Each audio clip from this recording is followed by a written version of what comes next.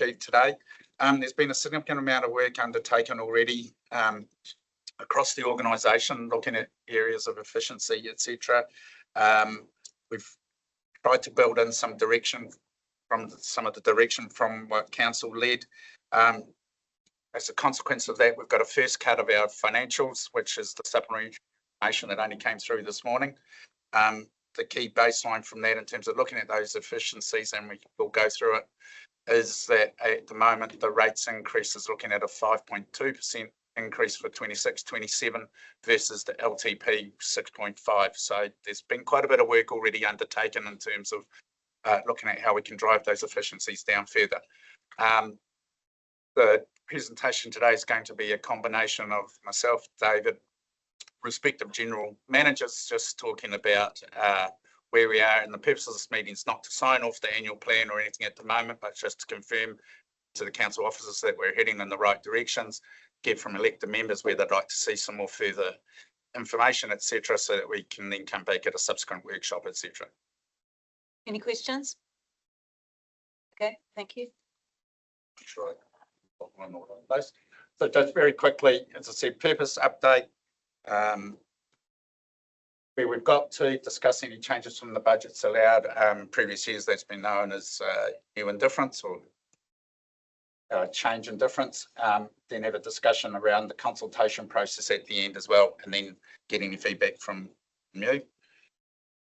So work today, just wanted to set the scene a little bit about where we started from with our year 3 LTP, sorry, I get chastised, I still call them long-term investment plans rather than long-term plans, so long-term plans, and where we've achieved. So we've gone through on a line-by-line manager approach when we've been looking at things, but from a starting position in the LTP, year 3 we had 71 million, and per the cost of services statements rate requirements of 53.8 million split between the different areas.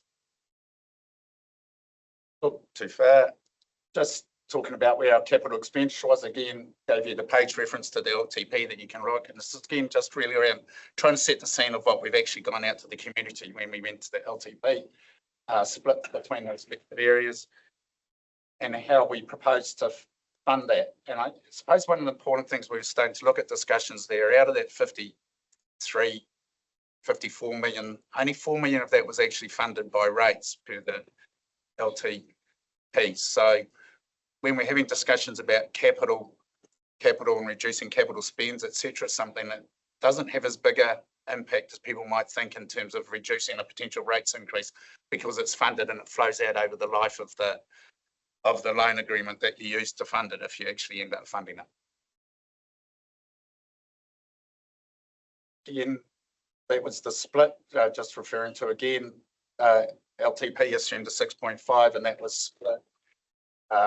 Urban 7.3 and rural 4.5. Remembering back from the year 1 and year 2 of the LTP, that had a different proportion. There was a little bit higher proportion in the rural areas in terms of rates increasing. So it's at 6.5 now, looking at 5.2. The 6.5 is on the first cut that we'll talk about in the presentation, is now looking at 5.2 based on the first cut. And then part of the discussion is talking about looking at what were some of the suggested efficiencies, actually putting up, well, we're getting some direction from elected members as to what other efficiencies do we want to look to apply if we want to try and drive it lower. And giving options and talking about, and the lease discussion was a good example, you know, that obviously people say user charges can be a potential driver, but then it has other impacts as well in terms of community reputation, etc., etc. So that's part of the discussion today about is where do you want to get some direction about where we want to go. Just a question about the wastewater services. When they purchase new gear out at Homebush, what fund does that come out of? Well, it depends on what it is. If it's capped. Well, if it's tractors, balers, so. Tractors, balers. From the depreciation on the existing tractors and balers. So if we've bought one in the past and we renew it, upgrade it, we've got a depreciation fund that is part of our rates funding every year, goes into that fund to fund the replacement. That should be coming out, I think would be what David's, should be coming out of reserves rather than being an increase in rates. But that's one No, of no, the, I realised it. I was just interested to see where it came from. So work today, have a looked at the key assumptions from LTP, you can spot on a line by line at their budgets. We've identified changes for 25, 26 to keep the same level of service, identified opportunities for reflecting prioritisation. And we've just, all financial models continue to be worked on, but we've got a first cut of them that's in that supplementary information. I guess when you're looking at what's proposed between changes and different, it's important to recognise that changes in operating expenditure relates to changes from 25, 26 budget. Changes in capital reflects to differences between what's in the LTP for capital expenditure for 26, 27 and what we're now proposing. A number of those changes, when it's changes from a capital perspective, are not changes because budgets have changed, but a lot of it is to do with changes in timing of when the projects are actually running. And that's flowed through from previous years. If you've changed your timing of projects during years 1 and 2, it will change your capital flows for year 3 as well, sort of thing. So it's not that when it's changes, it's all the budgets increase. So I just wanted to put that up there early. So again, identified significant changes both from operational and capital, and then the following slides are going to be just that are in the stata are just a summary of some of those significant changes, and I'll be looking for the respective GMs just to talk to their potential changes. So hence we've got some supporting act in the back there to help us. So that 2.6% bill, LGCI, what does that apply to? So the 2.6 bill has been used, one of the main drivers it's used in some of the operating expenses, salary, etc. So Bill's got a range of statistics there that are applied. They have different rates for different costs, etc. So we've used them to try and be consistent with an external source. So all contractors, Bill Gravia at the pool, Green by Nature, City Care, the rubbish contracting, the earth care. So anywhere where we're contracting a service and that service, that contract includes an inflation clause, Yes. we're assuming that inflation will be 2.6%. What haven't- was it? Well, 2.6 is predicted for the current year we're in, and will be applied to those contracts from 1 July. We don't know what it is yet because we haven't got to 1 July. No, but what figure did you use in the LTP for predicted 2% 2%? was the when we did the LTP 2 years ago, the bill prediction for the year we're in now was 2%. Was 2%. I'll have to confirm that. It's not far off where we've got now. So there's other things moving. The inflation effect between year 2 and year 3 that we've applied for the annual plan is not a lot different than what was in the LTP for that inflation effect. There's other things changing, like interest rates, like insurance, but that LGCI inflation increase is not significant. Well, it's 30%. Well, you'll see when we come to the numbers that the operating cost percentage change. So just going through some of the significant changes, and Naz, I don't know if you want to talk to these, the structure, operating. No, not really. They're self-explanatory, but happy to answer any questions if you need more information. So these numbers are all additional to last year's budgets. We're saying stormwater needs another 108,000 to do extra stream bed work to keep the streams clear, to make the stormwater system work properly. Not just, it's not a level of service improvement. It's something we haven't been spending enough on. We're recommending we need more in our budgets. So that's the case with everything on this page. I just had a question. You know, with the extra increased electricity for costs for the rec centre, Belgravia looking at reviewing their prices and charges? We brought the price uplift to council last year, and then we can relook at actually bringing that back to council, see if you're interested in a further uplift. Was there any, do you know, was there pushback? I think everything, there may have been face-to-face commentary from the odd person, but I think overall it was received and I guess without any major feedback. But yeah, the odd person would make the odd comment. Overall, Yeah, because my point is if it's 100K and there's, I can't remember how many users and what that would equate to, if it was an extra 50 cents each or an extra $1 each or something. yeah, so some of the things to obviously combat that, we've had a conversation with the EECA about solar. Yeah. And so there's no current government subsidies available to support. So it would have to be a separate CapEx project that we would look at. And then there's also, we've done some things around adding some extra meters to measure where high consumption is within the complex so that we can monitor and mitigate.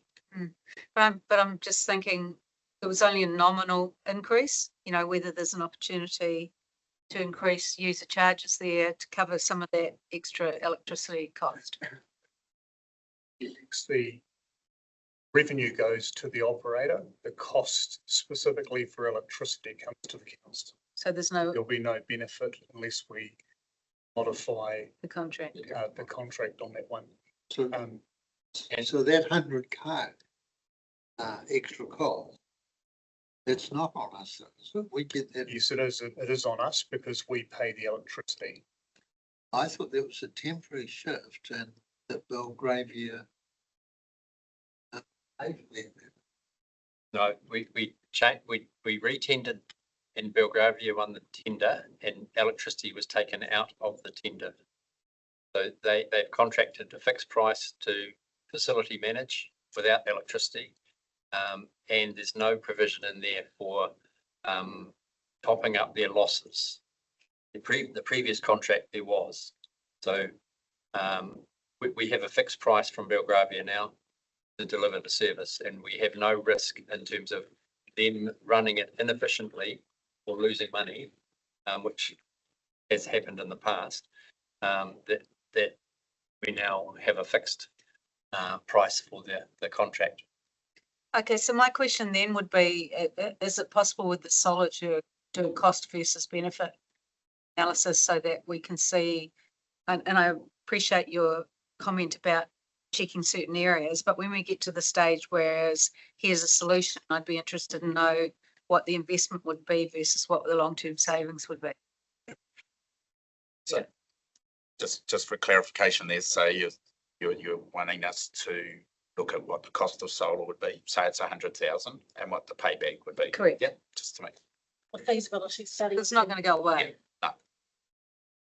David? With the urban street trees, who organises, has the company that does the work, they got a contract? Is that tendered or what? Sorry, we can't hear you very well, David. Sorry. With the urban street trees, the people that do the work, is that a contracted price? Have they tendered for it, or how do they apply? How do they get that job? Because there's several companies in town now, and they're quite competitive, and it's well known that they're not cheap landscaping. So obviously our procurement policy, our parks contractor is responsible for a street tree network. Any works under $20,000 are dealt with by the parks contractor, and they will look to get the best service and the best price, obviously to do the work. Our experience over the last couple of years is that we have a very responsive, reasonable contractor who provides quick service. And we've tried to engage other contractors, and there is significant delay in response to actually price work to, so we end up trying to satisfy our procurement policy when things are over 20,000 and work moves into a sort of the whole point of doing this work is because of risk. And then we get to a point where we're chasing other prices, and we're just not getting their buy-in because they're very busy, and they don't need our work, is the impression that we're getting. So some of it is covered by contract and some of it isn't. And the team can go to alternative suppliers.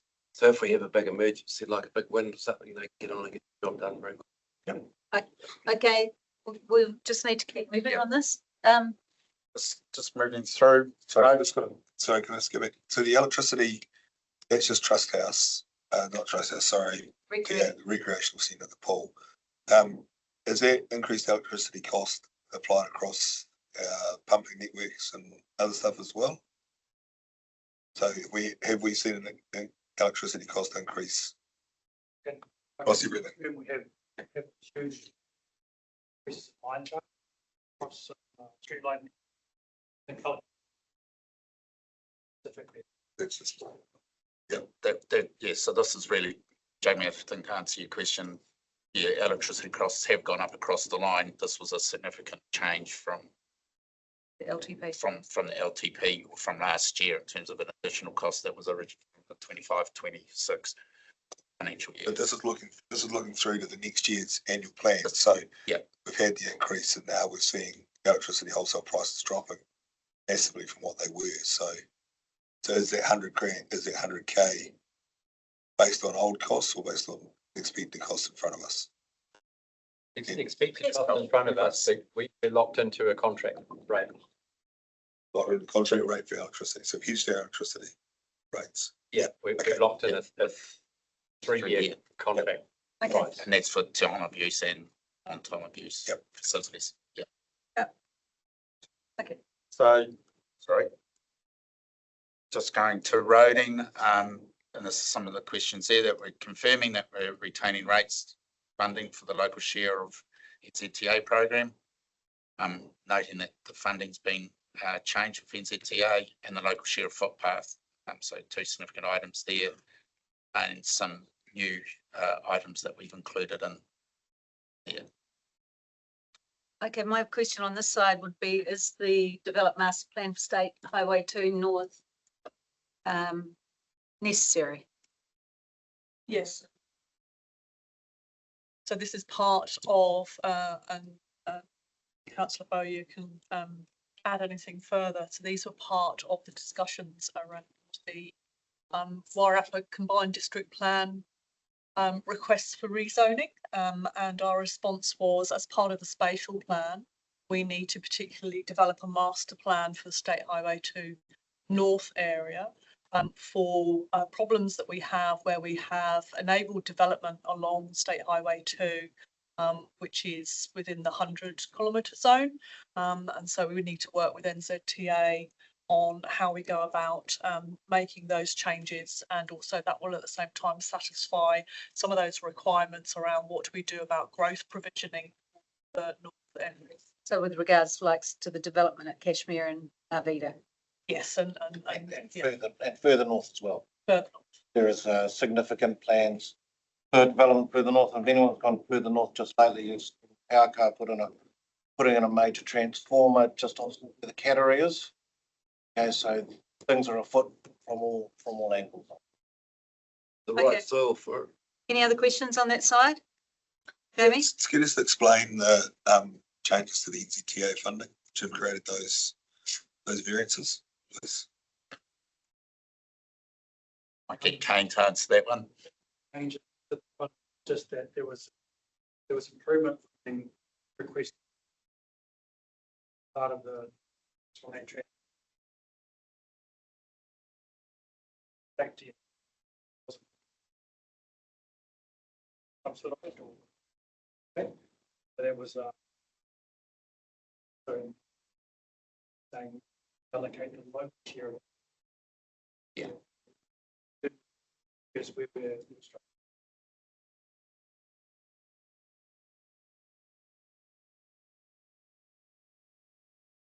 Same.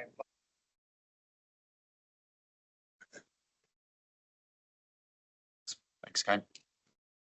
In regards to the roadside trees, is that in alignment with the stuff that Jamie's mentioned in the recent past? Typically.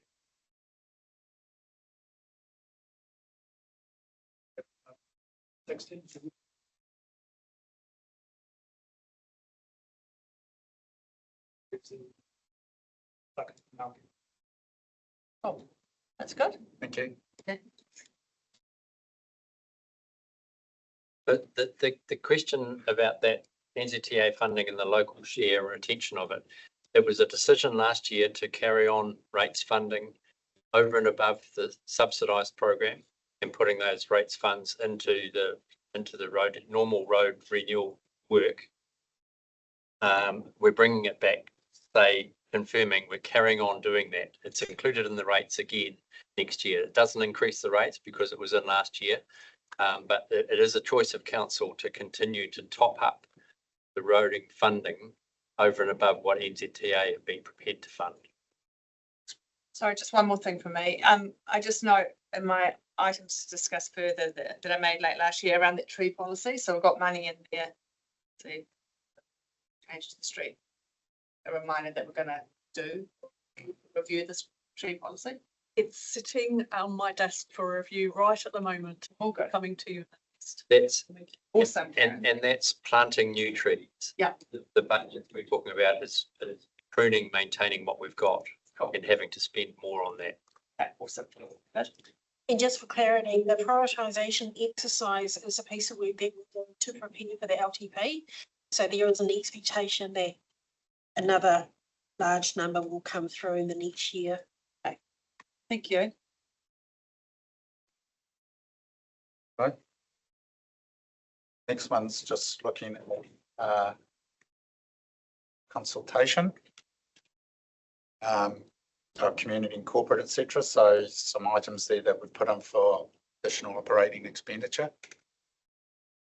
Now that 100K there for progressing amalgamation is based on our commitment when we get it to moving forward with the other two councils. So that's just proposed at this stage, Kim. Yeah, sorry, we've got different slides to the slide. I'm like, where's that come from? I thought we didn't have that one. We haven't got that one. Well, that's one we. It's not as much, but yeah. Yeah, I know it's on paper. Could take a photo. We have allocated some money there to provision any of those discussions of amalgamation. If we need to resource it up, we have that allocation. That can be a decision from council whether they want to allocate that funding. We don't have any spare capacity in-house to be able to do all that extra work. So this is really to bring on a resource. The idea was that we would have one resource across the three, or 1.5 resources, I would say, across the three councils to explore amalgamation. But things have evolved since then, so we may need to reconsider that depending on your direction. So is there a discussion with the After other, this. Huh? After this, we're having discussion. with the other two councils? We'll have our own discussion first. Okay. Yep. Okay, keep going. Just the 200K for the spatial planning. So none of that's funded by, we don't get any money from the government for that. It's cool. Second question is 200 over 10 years, 20K a year. Am I correct? No, it's 200 and then it can be capitalised over the 10 years because it's effectively a plan, like the district plan, it'll be a regulatory plan that we then capitalise. I don't know how the magic happens with counting. Yeah. We 200 in this budget. internally borrow, pay ourselves back over 10 years. Okay, Yeah. thank you. That district building, so the cost dropped 118,000. Is it for the full year or a part year? That's the full It's year. saving. Well, yeah, Yeah, because I thought, That's the net. it's the net amount of rent that we used to pay to the owner of the building that we're now saving. The other, there's an additional revenue there that we're receiving, which, is the revenue that, sorry, it's coming to another slide, which is the revenue that we're receiving from the tenancies and a portion of the operating costs for that building on another slide. is that, my query is simply, when we looked at that proposal, 6 months ago, there was a 40 grand Operating expense. additional expense. Is there 40 grand still? And if you I don't recall the 40s. We've got interest costs on the debt that we've raised to buy the building. yeah, That's that's all all part in of there. The net 118 is the reduction in our budget next year from the year we're in now. I just wonder if you could pull up that. Yeah, sorry, so you are correct, but that's the net production. Oz? Yeah, I think we still have an OPEX to own the building, so there's building WAF responsibilities. We've got the building maintenance, all those other costs. Even though we're not paying rent, we had a budget for maintaining the building as well, and so that still is required. All I ask is, not urgent, is for the original cost estimate that we looked at when we made the decision compared with where it is today. Yeah, and I can assure you that those numbers align. That's okay. Okay. Yeah. So that's a follow-up. Any other questions on this page? No? Sorry, we carrying on with the OPEC water race. You used it in there as a cost neutral item. Yep. Because as you know, the changes to the RMA mean that we need to come back and get your direction on whether automatically want to extend the consent or something else. Okay, could I just say that I should put 100 grand in that to start recovering the deficit of rates funding that we've got spread over a period of time. Because we're 230,000 unfunded at the moment, so we should look at striking a higher rate for the OPEC water race to cover that, the unfunded costs we've got. You mean only on OPEC water race users? Yep. At the moment, if we leave it, the budget in there, we will strike an OPEC water race rates to cover that budget. Be similar to what we've rated for in previous years, and that existing people on that race will continue to get part of their rates will have OPEC water race in it. We're not proposing to increase that. I'd like to see an increase. I think that's what Jamie's saying. I think it's a consultation issue. Yep. So, but it's on those users, because there's a number of those OPEC water race users who don't want to pay that rate. Yep. And happily see the race closed. Well, then ratepayers have to pay for it. So, I mean, it's exactly the same as what we're doing with the ground rentals for the community facilities. So let's chuck it in there and then consider it as part of the. But it's not an elective thing. Once it's in their rates, they have to pay it. I agree. Can I just ask, when are we proposing to come back with the paper as on? You can't speak on the 18th. On the 18th, so I think we could probably have that discussion at that meeting. Because we would need a direction, and what you're talking about depends on the direction that we will get from you. Will that give us time to change the rating? Yep, good. Okay, thanks. Okay. Make sure I'm heading in the right direction, pressing backwards. So just looking at significant changes from a capital perspective, noting that those other ones were revenue. We'll take it that you've read it and just raise it open and say that people have got queries. Yeah, what's your motivation for bringing the kids' own playground forward? It's the condition of the playground. Beg your pardon? The condition of the playground, it's coming up 26, 27 years old now. Yeah, The tannalised support structures in the ground are eating away, and also the tannalized posts from the top, they were never capped, so they're actually starting to hollow out right through, so they're splintering at the top, they're rotting out through the middle.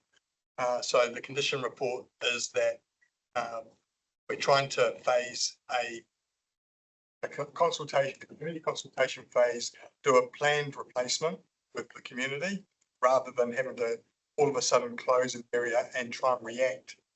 So it's just trying to show the community that we've thought about it, we're planning, and we're working with them towards a new replacement. Now, It's end of life. thank you. Is it correct or not correct that Marston South Rotary will be contributing funding to it, or is it really just? Yeah, so I've presented to Rotary a couple of times. They've expressed an interest to be part of it because they were part of the initial original creation of the current playground. They have indicated that they want to support physically and also financially, but the level of their financial support is unknown. The money that we've got is sufficient to replace the playground without their financial support. So it's not going to fall over without them. Okay. But yeah, I can send you. No, that you've answered the question, because my next question was, is that sufficient to cover the cost? Okay, thank you. Next question, everyone all right if I just ask you, Colin View Sports Bowl, how long could we sweat that for? So that will give us 3 years extension, the repairs that we've currently done. So we've deferred this through to the long-term plan because our indicative costings for a full track replacement continually just keep escalating and escalating. Yeah. So we're looking at a $700 to $1 million project to replace the track. The track facility that we've got is only one of 2 in the Lower North Island that offers the full athletics event capacity. So it is quite a good asset in the athletics world. Yeah. But I think as we move forward towards looking at our sports strategy, potential amalgamation talks and all those sorts of things, these types of assets are a Wairarapa asset. Every person in the Wairarapa, every school, every community use it. So this is one of these Wairarapa assets that maybe you could have a conversation with other councils over. Okay, do you think Carterton and South Wairarapa might contribute to the cost? Don't know if you don't ask. Okay. You want to amalgamate first. Craig, Okay. The QE Park swing bridge, when you say more remedial engineering work required, so that's over and above the budget we already had? Yes. Work this year. But the aim is to put a contract out in the replace the components that rotted. Screen. Because they have been in the hands. Right. So that's another thing. That money is paid here for the anchors. This need to be dug up and then be reactivated.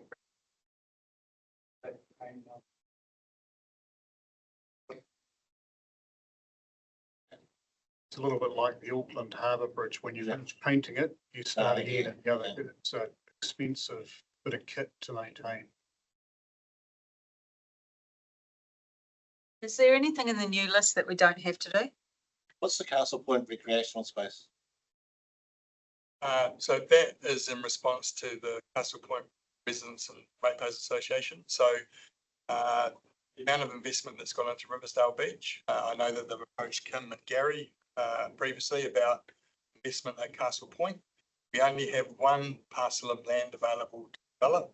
So it's a provisional sum to look at some landscaping work, to prepare it for potential future recreation. So it might be just some retaining work because it's on a slope and to some seating to start with. And as we move into next year, sort of the long-term plan, annual plan year for the following year, we'll have some recreation playground budget available if we were going to look at adding anything that we spread out across our playground portfolio. So to develop it further, this is prep, site prep. And just another follow-up question around the kids zone playground. How much of that do you think is actually recoverable and able to be used in possible areas that don't have any playground? Yeah, so we'll be retaining all of the more recently the more recent additions.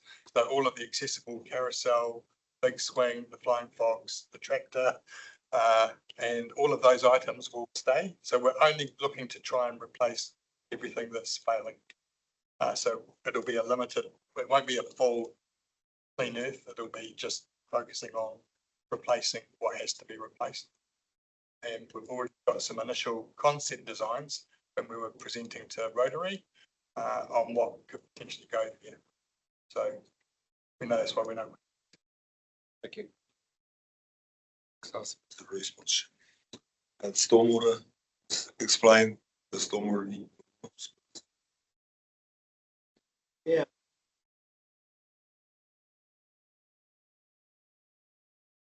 Structure.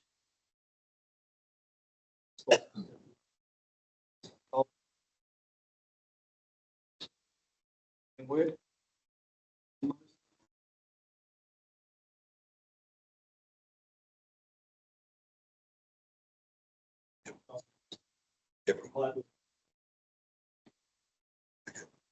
So while we are reducing that volume, that amount, isn't it?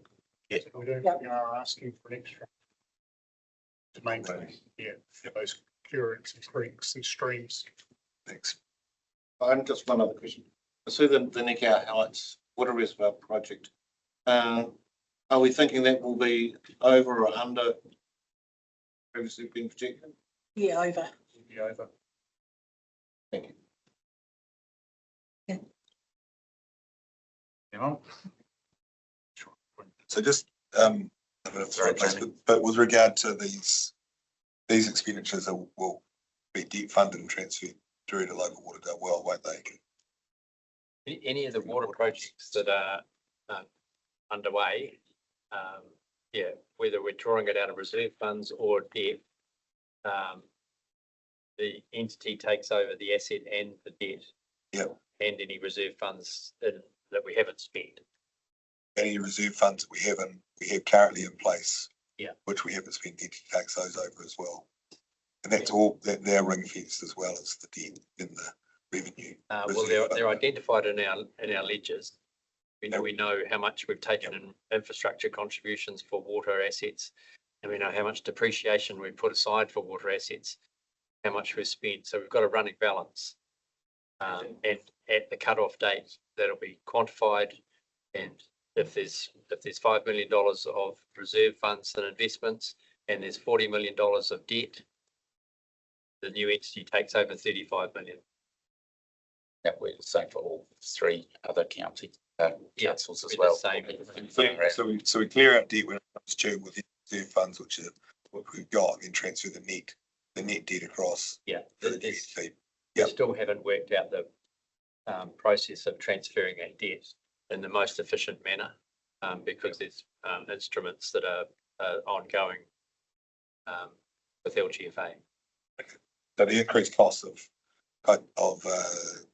the tanks will not actually have an impact on our current rates, costs and stuff like that, because it will be transferred. It'll end up, It'll the end up users being- will end up paying for it. it'll rather end than up being council. more debt that the entity takes on.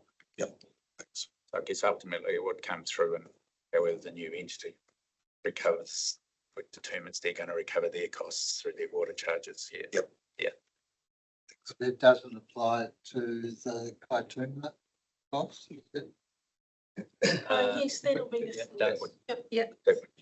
So is Kaituna, is all the costs are transferring to the TCO? The definition That of means- what we invest at Kaituna into raw water versus a larger water project hasn't been defined yet. And whether that's the entity's investment or the community's investment. Where's that process at? We'll come back to you shortly for the next, I think, the end of February, isn't it? February. February, come back to you with an update of where that's landing. It's about 7 odd million. That's why we're coming back. Anyway, to it's you. coming back to council.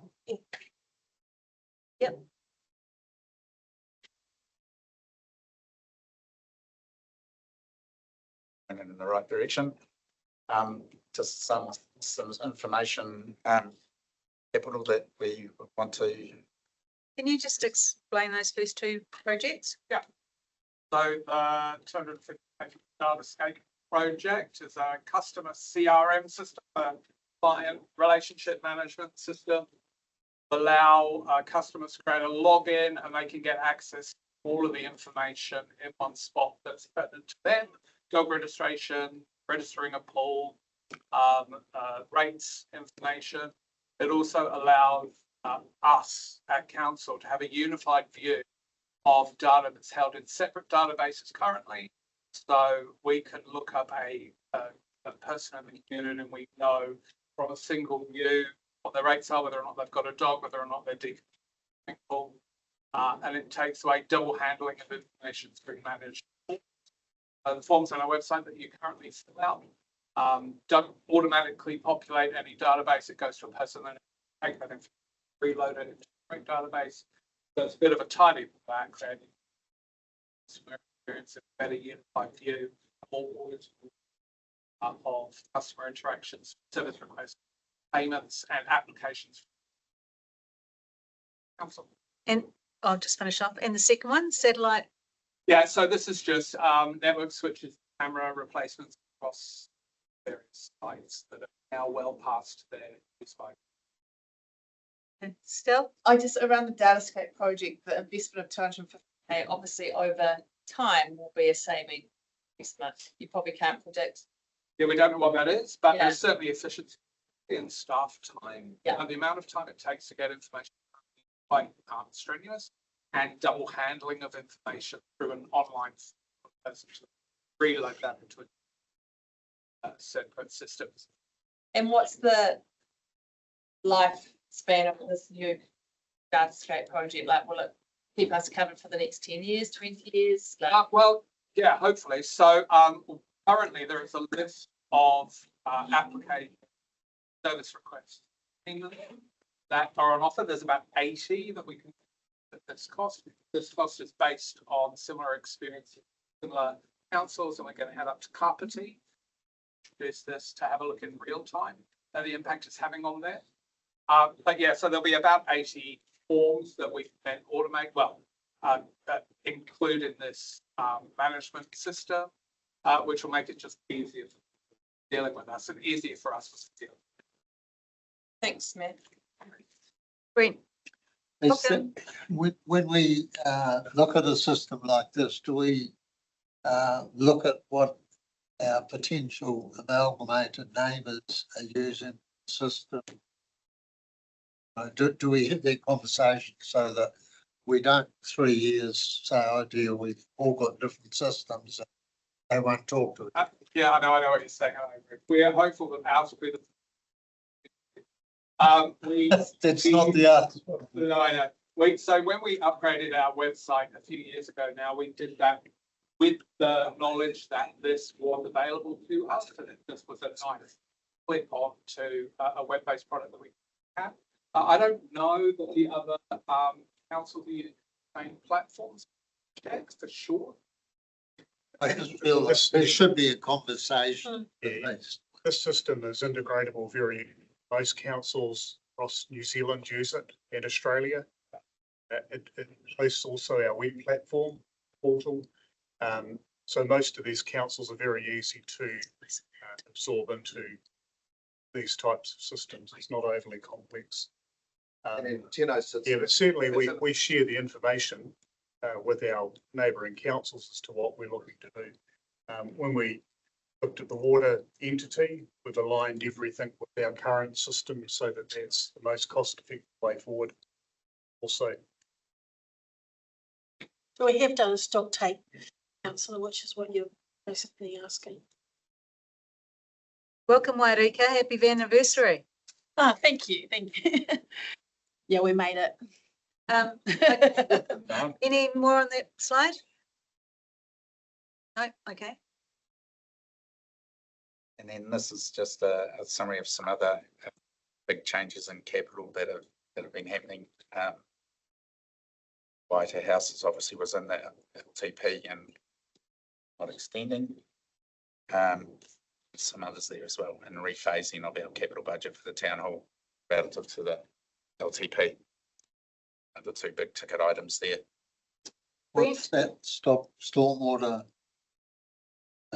Where, can you just tell us about that? Yeah, so there was originally $1 million that had been put as a line item, and it was dependent on well, it was actually put in, I think, before GW had started the work on the Waipuna flood plan. So we're proposing that we take that out for now, await what the outcome of that work is, and then we determine what else we might need to do across the district across the Marsden to protect our community. And we don't see ourselves ready to do that with 1 July. It was loan funded at the LTP. Any other questions on that slide? So just explain the rephasing of the CapEx budget for the town hall. So is that nothing's being spent until financial year after the next? So I think, Jamie, this is where it comes back, and David, you please know a little bit more to me on that, but when we talk about changes relative to LTP, we had obviously had a phasing when we did the LTP 3 years ago about when we'd be redeveloping the town hall. That timeframe's changed, so this money was originally, we've reduced the amount of capital that we are spending and forecasting for FY 26-27 relative to what the LTP is. There is still money for continuing design, etc., for the town hall, but the capital expenditure's been moved out other years and will be. So how much are we spending on the town hall in financial year 27? We're planning to spend on the town hall in financial year 27.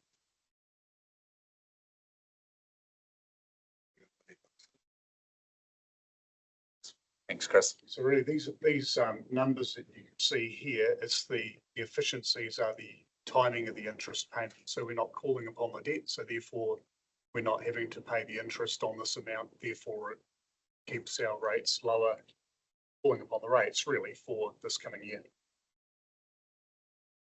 So we're 18 months effectively, saying we're 18 months from spending any money on constructing a new building in town for the I town think hall. we'd be sooner than that, but we still need to come back to council for that decision. So But this is coming out of the annual plan for 26-27.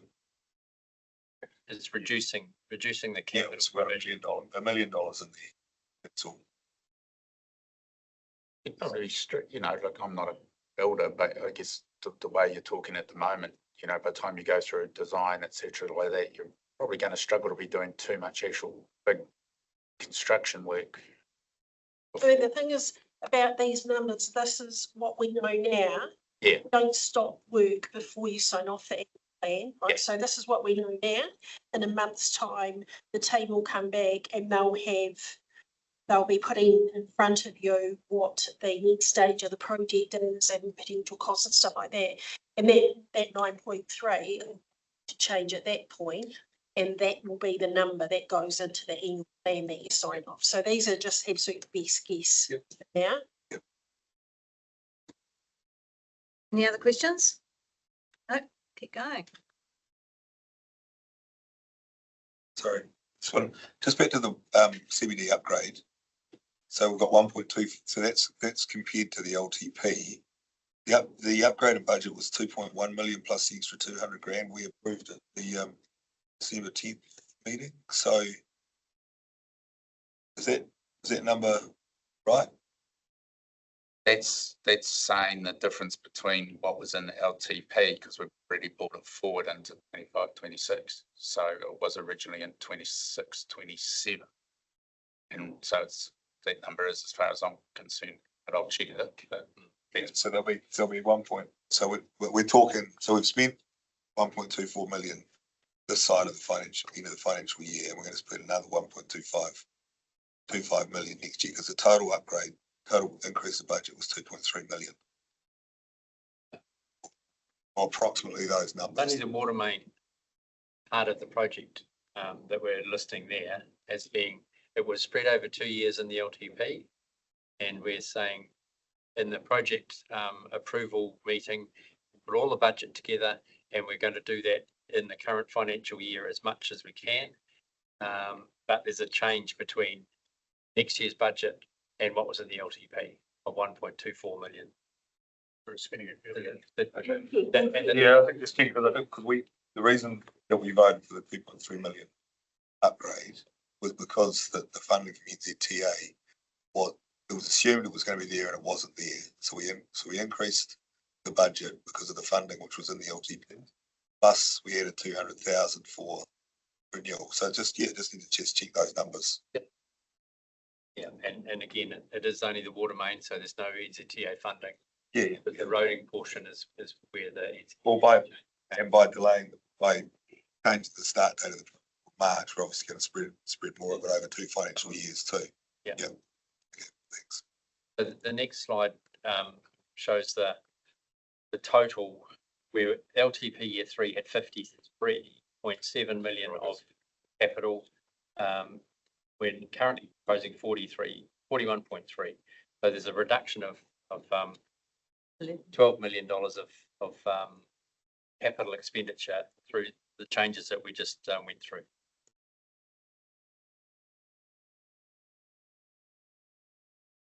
So my question with that one is the variance in roading is $3 million roughly. Capital spend has dropped from subsidised and non-subsidised. So what changed the service levels or amount of works you can do? Does that mean?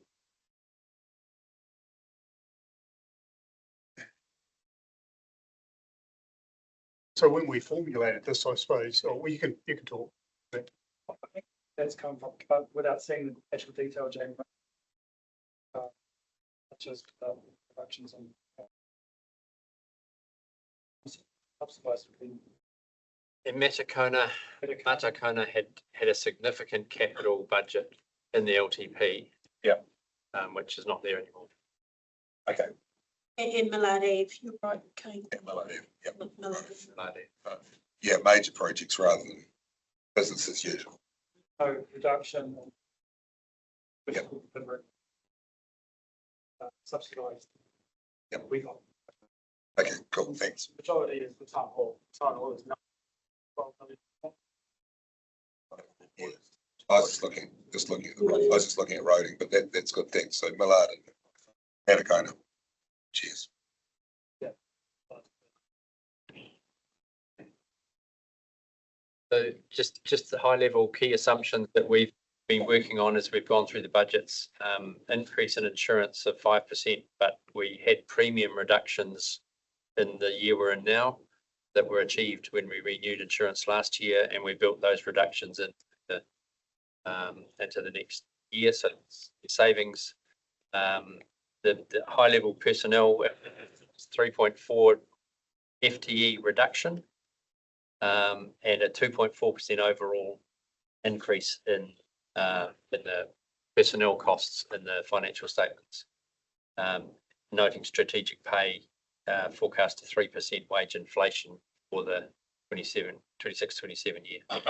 Fees and charges, we talked about 2.6% inflation on our costs. We've included 2.6% increase on most of our fees and charges across the business where we are charging for services. So that's building consents and rubbish charges and anywhere where there's a cost recovery and we set a fee, we've increased those fees in line with the inflationary increase.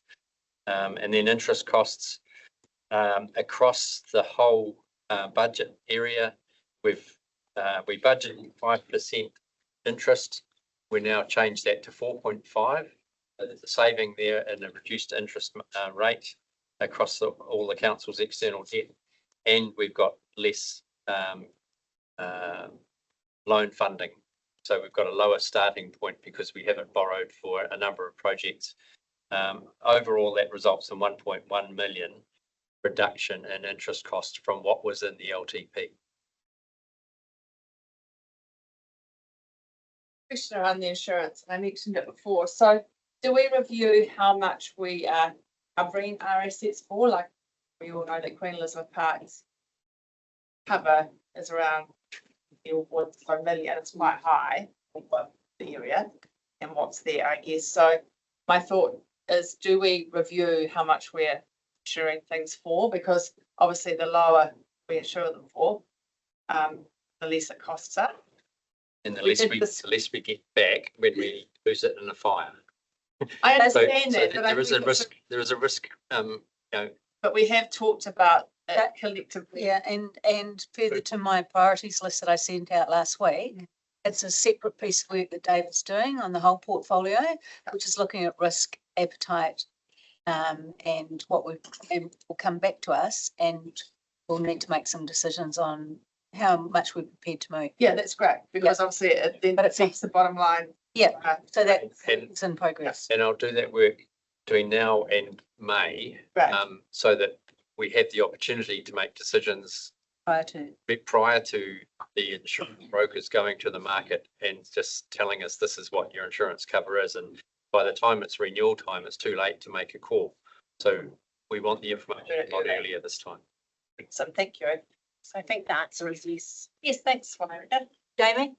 So it's got a question on capital spend. So if I remember correctly, in the annual report for 24-25, we were down about 10 million on our capital budget on what we spent. And so I want to know, please, how are we going on our capital spend this year? And for 26-27, do we have the capacity to spend, to actually achieve the 40 million of capital spend? Because we have been below each time. So how realistic are those capital spend numbers? I'm happy to talk to those if you like, because most of them are in INA. So I think last year we hit a record, didn't we, David, of like mid-80, like 86%, which was a record for council over many years. And the current forecast is a pretty good reflection of where we feel we're going to land. So we have high confidence in those numbers at this time, Jim. There's no savings. Well, But you it's know, good. we're testing the market wherever we can, and the market's telling us that things are. No, but I mean, no savings in terms of spending. Yeah. The cost of doing it's going up. Yeah, Yeah. and the only way we would be able to introduce savings would be by reducing scopes of work, which obviously won't deliver the outcome. No, that's good. Thanks for that. Does that interest costs, does that also lower interest income? That has been reviewed also in the budget line items. Yes. But I haven't highlighted what that number is, but we have taken that into account, that we'll get less income because interest rates that we can earn are less. Yep.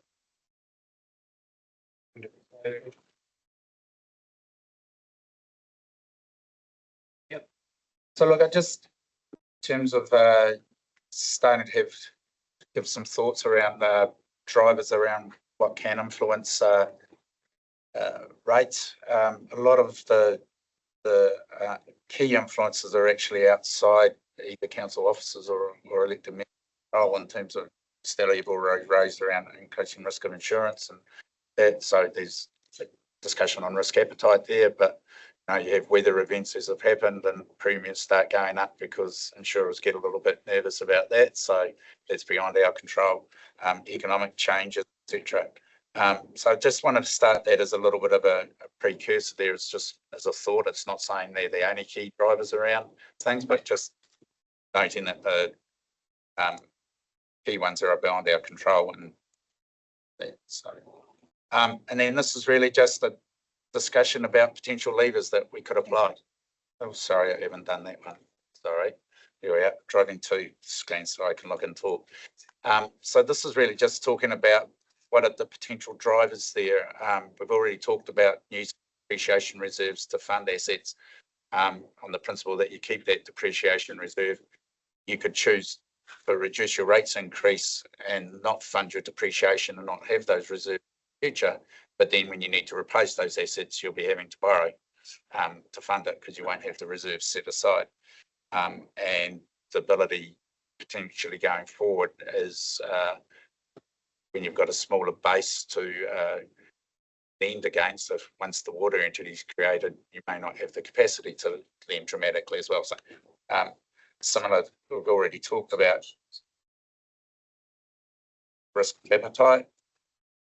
And again, there was just some indicative stuff that myself and David had to talk with Marsh, and they sort of said if you increase your premiums excess to 50k, you only save 45 in your premiums, so not material. Your user charges are existing. I guess this ties into the conversation with about leases, another form of user charges. Whether we look at other user charges, and again, you know, you've got a double whammy there that it will be contentious, I guess, is to the wider community. I haven't suggested what user charges we could look at, but equally, perversely, it may impact just lower social decile people who have used the benefit of those lower cost facilities, and an increase to them probably penalises them a lot more than people who can afford a little bit more. So again, just some potential levers to think about when we're talking about what options we've got to be able to do. I don't know if anybody wants to comment on any of those thoughts. We'll come to a price review later in the year though, won't we, again? Yeah. So we can look at user charges. Warika? Just, I don't know if you went to Te Papa over the summer, but they've instituted new pricing for those who are local and those who are international. Yeah, I think I've said before that it would be cool to do something like that where visitors from outside may pay a slightly higher entry fees for some of our places. And yes, that'd be cool to have a look at that as an option as well going forward. So that those of us who live within the region, who pay the rates and contribute, don't wear that extra cost. They do that at Splash Planet. Yeah, Splash Planet. But I thought, you know, Te Papa was a good example. It's so new and it's fresh, and when you go through one door if you're domestic and another if you're international. Well, different times. Are you passport? Yeah, something like that. Just a quick comment around the closure of sale of asset facilities, and we talk about the halls and land, Morley Park senior housing. Now, we started last year a bit of a hiss and a wrong. We managed to move a few parcels of land, but that's still ongoing, and we are still looking at that. The answer is yes, I believe. Yes, that is still on the go, and I think we've got it outlined for a workshop. I'm not sure we've set a date down yet, but it might be about March. There's a second round. So if, let's say Joe Bloggs saw a parcel of land that council owned and was interested in it, council would be quite interested in having a chat with them. That, what I'm trying to say is, Yep. well, they don't have to wait No. for that to come up yet. No, We do have a process Yeah. in terms of identifying where we've acquired the land from and making sure that we can sell and divest it, and offering it to iwi interests first as part of that process. And I would also hope that it's equitable so that everybody has the opportunity, just like we do with the hay bales, you know, out at the place. Sorry, my brain's still coming back into the treatment plant. You know, just ensuring that, and you know, the access is equitable so that people are aware that's available, so that, you know, We have a special, We have a we've got chance. process that we have to follow, which ensures that it's fair. We've got a divestment policy in place that Yep. sets out what's required as well. And we're currently reviewing Reviewing. that policy, which is why there's been a bit of a delay. Just before you arrived, we talked about where the rate percentage is looking to land at the moment. So we were in our budget, LTP was 6.5, we're at 5.2. The Christmas break and beyond, we've, the whole team's worked really hard to get it to that point. Now we're up to the levers of. So with regards to yes, in answer to your question, still progressing with that. Morley Park, Kim and his team are going to do that work on wanting to sell, but also we appreciate it was gifted, blah, blah, blah, blah, blah. The second one is they're partway through the senior housing work, which will include an exit strategy. So therefore that will be in discussion with council as to whether to proceed along those lines and how, but also to bear in mind that we've got that Panama land, so that needs to be part of that discussion as well. And that answers that. Brent? Just wonder on the archives, I must confess that the cost of the archive is concerning, and the number of, it's cost. I'd like to look at ways of reducing it. I know it's a regional facility funded locally, but I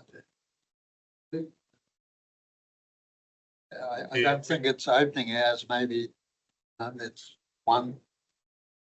So Matt will certainly look at that, Matt Bolton. And we'll come back to you on that the next month.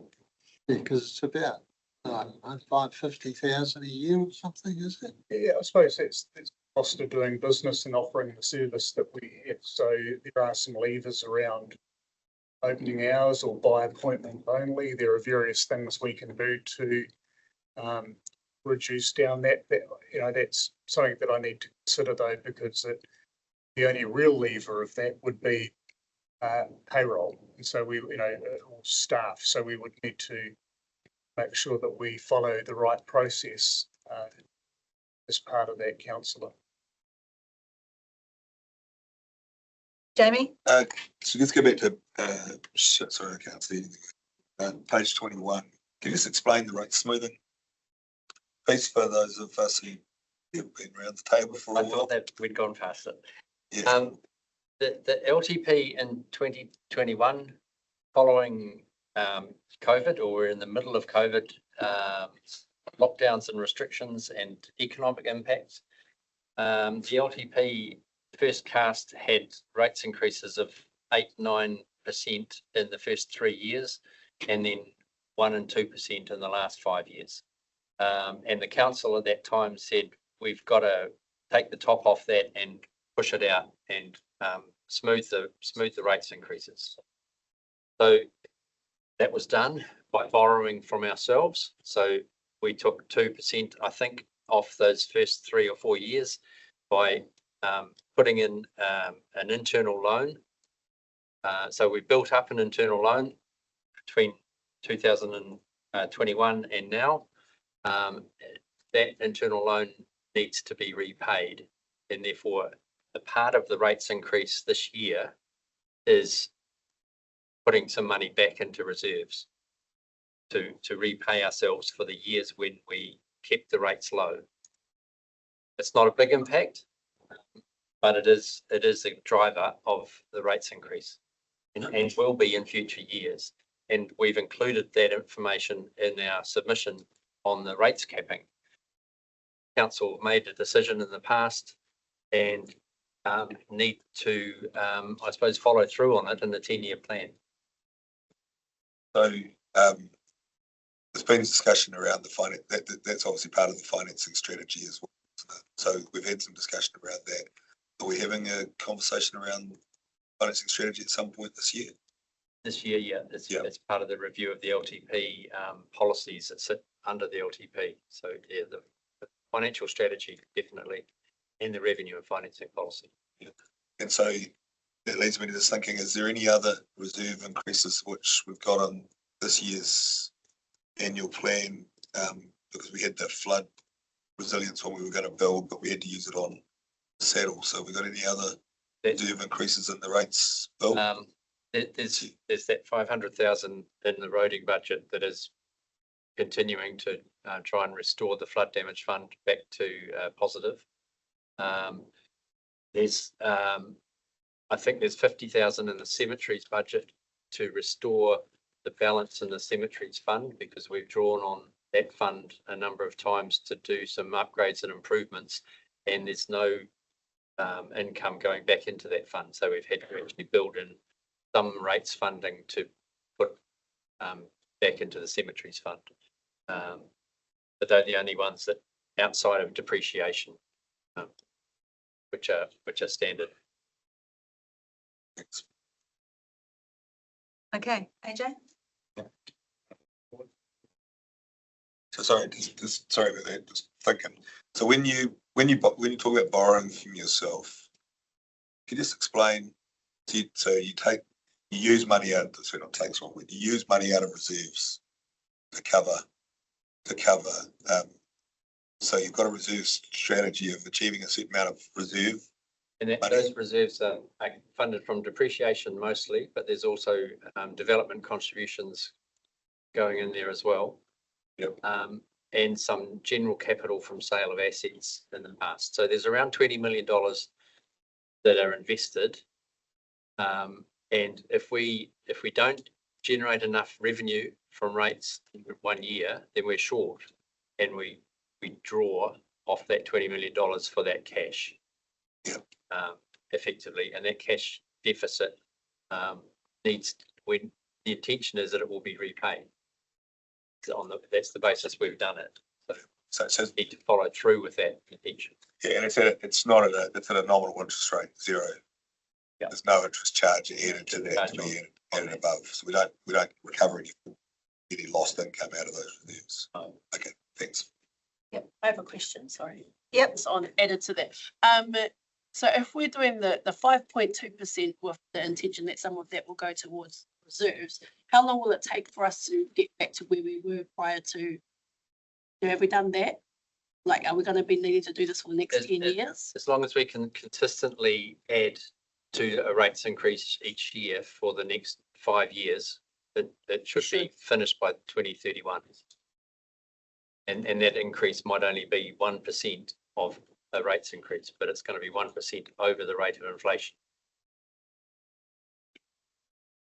Okay. Thanks for that, David. So just going through council priority areas. We've got financial statements and that supplementary information that we'll get to at the end, and that'll give you a summary of all of the activities of council, the percentage increases from last year's budgets to this year's. But these areas are the ones where you might want to see more information. So we've put together some slides that are around the community development, economic development, arts and culture, and environmental initiatives, and where this discussion around the level of grant funding going into those areas. So this is for your information, for your consideration as to what the level of detail is in those budgets.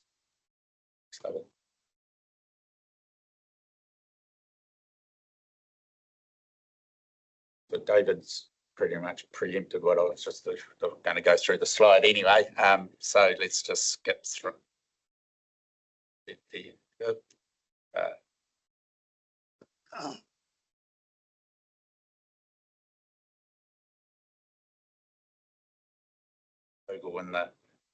So in terms of economic development, the grants that we've got there at the moment, they're really self-explanatory, and I suppose it's really opening for discussion as to, do we want to keep that same level of grants? Do we want to change those level of grants, etc.? Oh, well, I'll start. With regards to WEDs, I guess that's Matt's area. My area. I was thinking Matt Steele, actually. Oh, okay. Works for Karen. Is it possible to have because we all three councils support WEDs, all three councils support Destination Wairarapa. I feel there's an opportunity for us to have a combined district council meeting without our partners in the room to air this and see where we're going to go, because we seem to go round and round in circles with it and nothing happens. And those, sorry, Stella, I'll come to you next. And those contracts are all up for renewal. Also, you know, because there's 3 partners in each of them, one can't make a decision in isolation. And if we do decide to make any changes or not, I think it's fair and respectful to make sure that any stakeholders are well aware of what's going on and what discussions being had, and there are no surprises. So I'll just open that up. Stella. I'm with you on the specs 100%. All those organisations and groups on that slide, this is a big discussion to have regionally, 100%. And business Wairarapa too, sorry. Yeah, I think all of those, to be honest, because every single one of those is Wairarapa, you know, bound, not just to us. So it's a bigger conversation. I don't feel comfortable today with these without hearing what our fellow neighbouring friends are feeling as well. So I just wondered whether it's an opportunity to put it on the next combined council meeting as an agenda item. Thank you. Is that possible? I mean, feedback? Yeah, I fully agree. Yeah, 100%. So we don't talk about it prior to that. Oh, of course we can, but it's just, Us, like, where we stand on it. it's just that because there's 3 memorandums of you know, you have 3 people signing them all. We, you know, we all need to have the conversation. David. But I'll start off with WEDS and the Resilience Group. I'll give you an example of how to start off with. The Resilience Group have just done a big report and it's brilliant. It's very good. No council here and Resilience Group's paid for by the 4 councils, that's including Greater Wellington. It's been funded entirely, that project was funded entirely by WEDS with no commitment, financial commitment or anything from any council here in the world. No, that's not true. No, yeah. 41,000. We put 40. No, sorry, this project, because we haven't had any meetings lately and it hasn't been signed off, this has been funded. That report you got them the other day was funded entirely by WEDS. But we've still put money in. You had, but that was funded because we haven't had a meeting because the council have decided, you decided that we wanted to get rid of the Resilience Group. So we haven't had a meeting to look at, to see who's going to be chair. We've had a meeting about nothing. But we've still been funding Yanni. She's got that, but you haven't funded that project. Well, she did the project. She was only one person that did it. It was massive. It was huge. So we do need to go to that because that, and I know for a fact that South Wairarapa are very keen to keep the Resilience Group and WEDS going as well. So we do need to have a combined council meeting about it, definitely. Yanni's finished in June.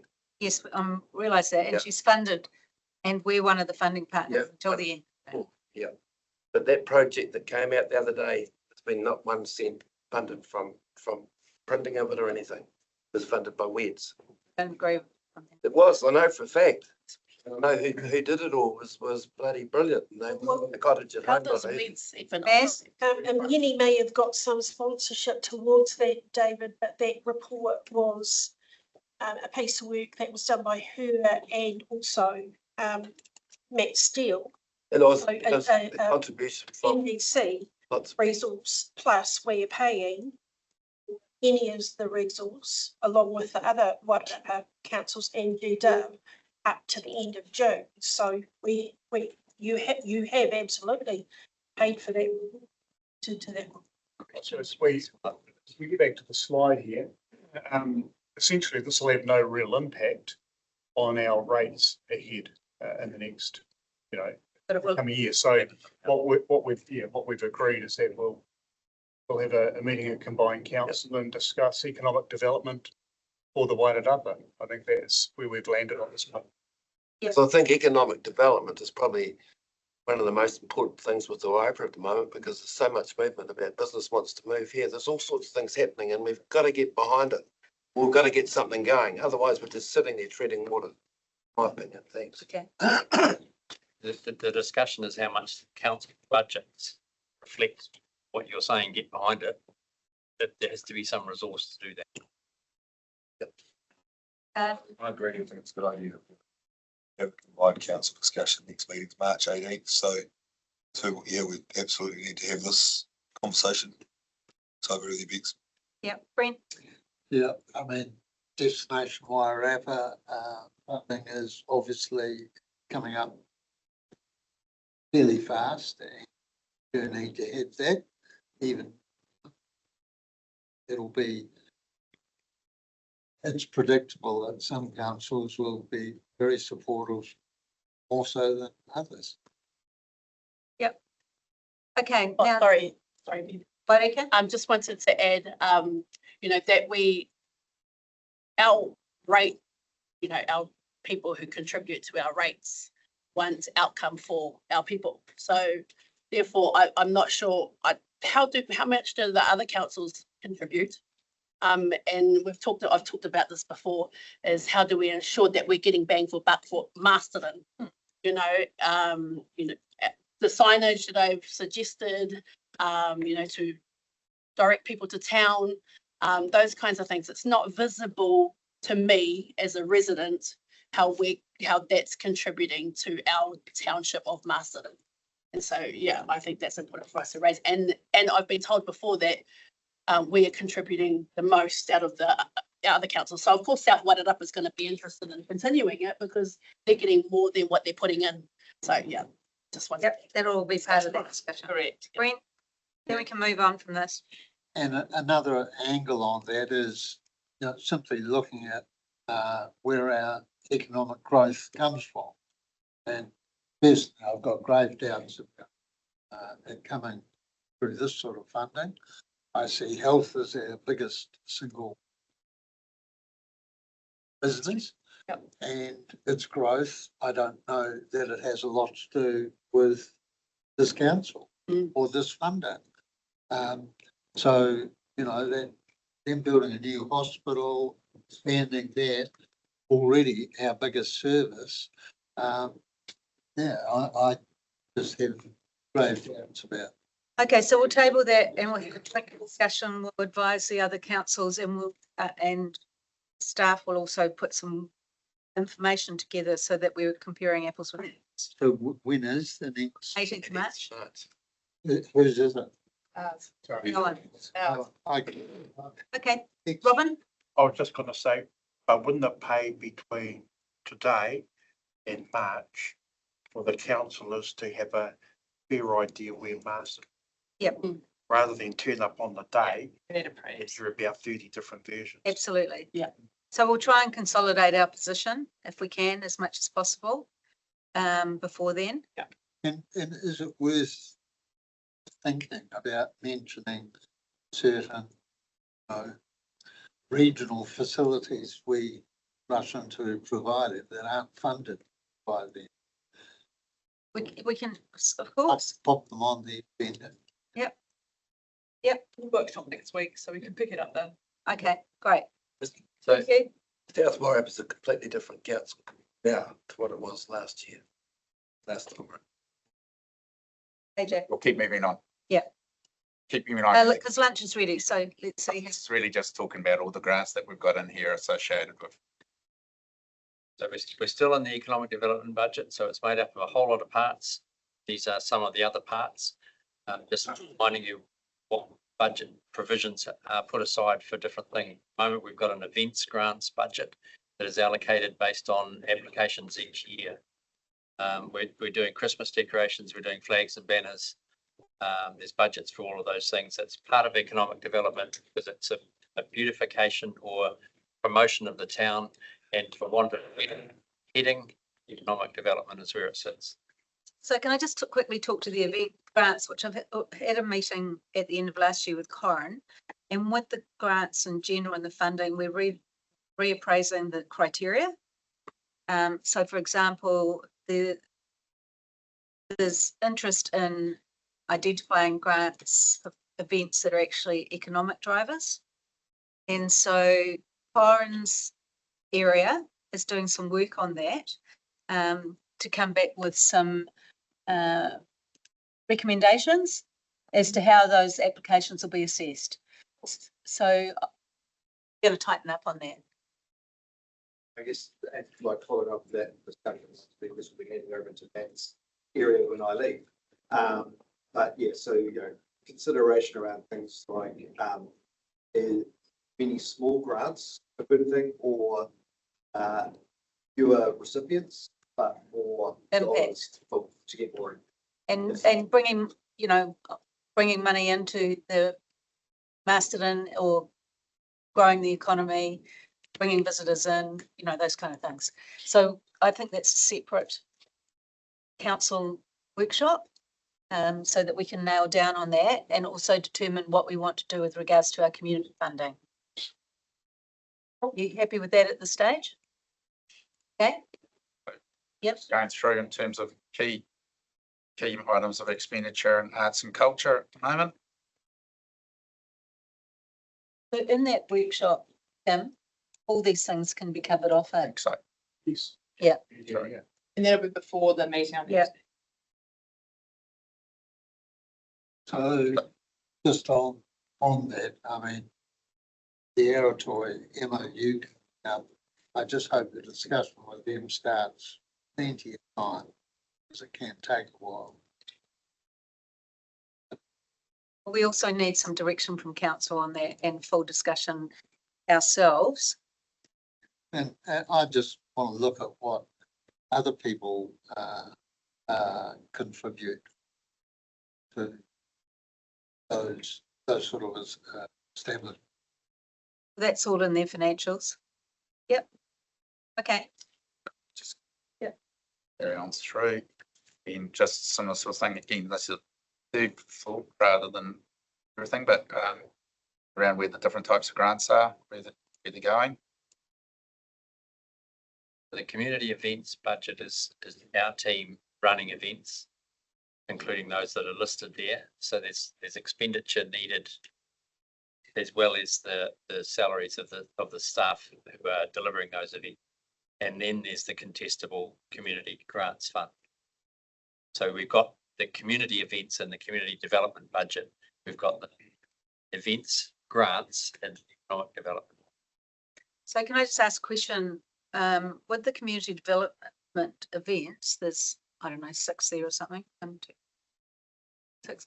Yeah, is it possible just to break them down per event? Yep, I could do that for you.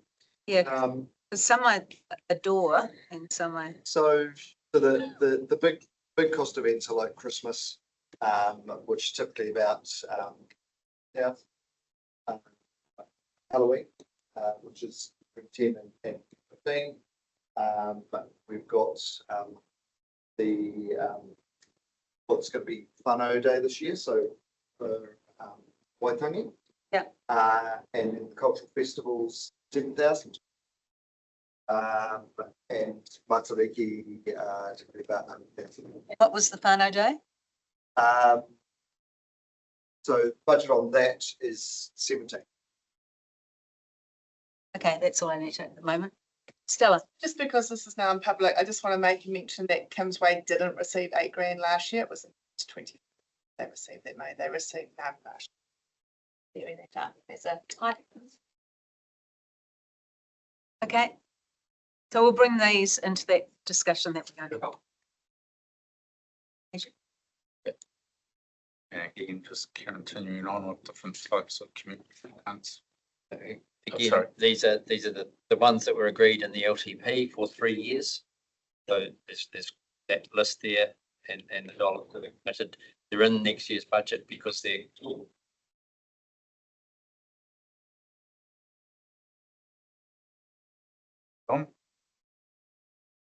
And other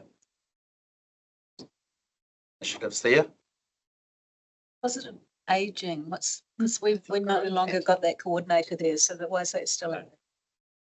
So what we've done at the moment is, so it was 41,000, and we just made a call to propose 15 there to enable actions to happen under the strategy, but not paying for somebody to do it. It's just and that includes the expo?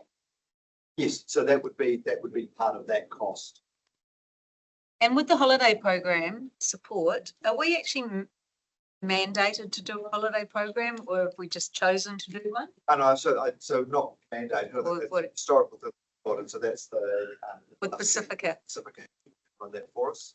So it's just to have that available over that period, but it's a choice that council makes. And that apprentice and graduation event, I don't think we did one last year, did we? There was one, That's a choice as well. Yeah. Yep. So these are amounts that are budgeted for 2026, 27 at the moment. Yeah. And yes, consequence of that is we get to the first cut of the financials. Sorry, Oh. before we get to the financial, can I just clarify then? So for next week's workshop, you'd like officers to provide further information on all of those items that we just talked about around economic development, arts and culture, community development and grants, and the environmental initiatives. Yeah, just so we can pick it apart and get a steer from everybody. Okay, so you don't want to do that today. What more information did you want us to provide on that? I just didn't want to hold you all up. Part of the purpose, because we don't have a lot of time in between these workshops and developing a consultation document. So the earliest steer you can give us, the better. Well, we can't do the weeds and DW ones without talking to the other councils. No, and therefore the following year in case. Yeah. So it's really around this discretionary funding. What more information do you want for that to happen next week? We don't Everybody. need- I would like to say in regards to WEDS, what the other councils are contributing. And if there's any report or information whereby Masterton specifically is being served as a result. When was the last time others were presented to us and when are they next due? Audit, finance and risk they present. Every quarter. So when was it that they, I probably want to go back and look at their most recent report to get an idea of, yeah. It's sort of been the last. November was the last. There's one coming up in February. Brent, We've started consultation because we're recording all this. So as soon as we publish this information is going to be able for viewing for those groups who are all at this workshop. Yes. Yeah. Correct. So sooner rather than later, we need to discuss it, make a decision, and provide direction. And some of those items, if you want to adjust them or remove them, because we've consulted on them as part of the long-term plan, we would to include those as part of the consultation document, which is why we need an early steer. Yeah. And I just, David? within the waste initiatives, would it be quite nice to get some sort of presentation from Joanne, just to, like I've been down to Wellington with her, she's really up to date, but none of us councillors know anything about these things. Yeah. Be nice to get an update from you. okay, well, can we go back a slide? Brent, what would you like? Can we go back a slide then? Karen mentioned to have numbers finalised and for work on the annual plan, did you? I just was worried about us, what's our timing for arriving at some number changes? So we need to adopt the consultation document on 25th March. So we've got 2 further workshops. At the last workshop, I really like to be, has to be no further changes. So 2 more weeks, basically. And then we've got about a month to put together the consultation document and run all the budgets. That's learning, we go through that every time. And Okay, so we have to do better.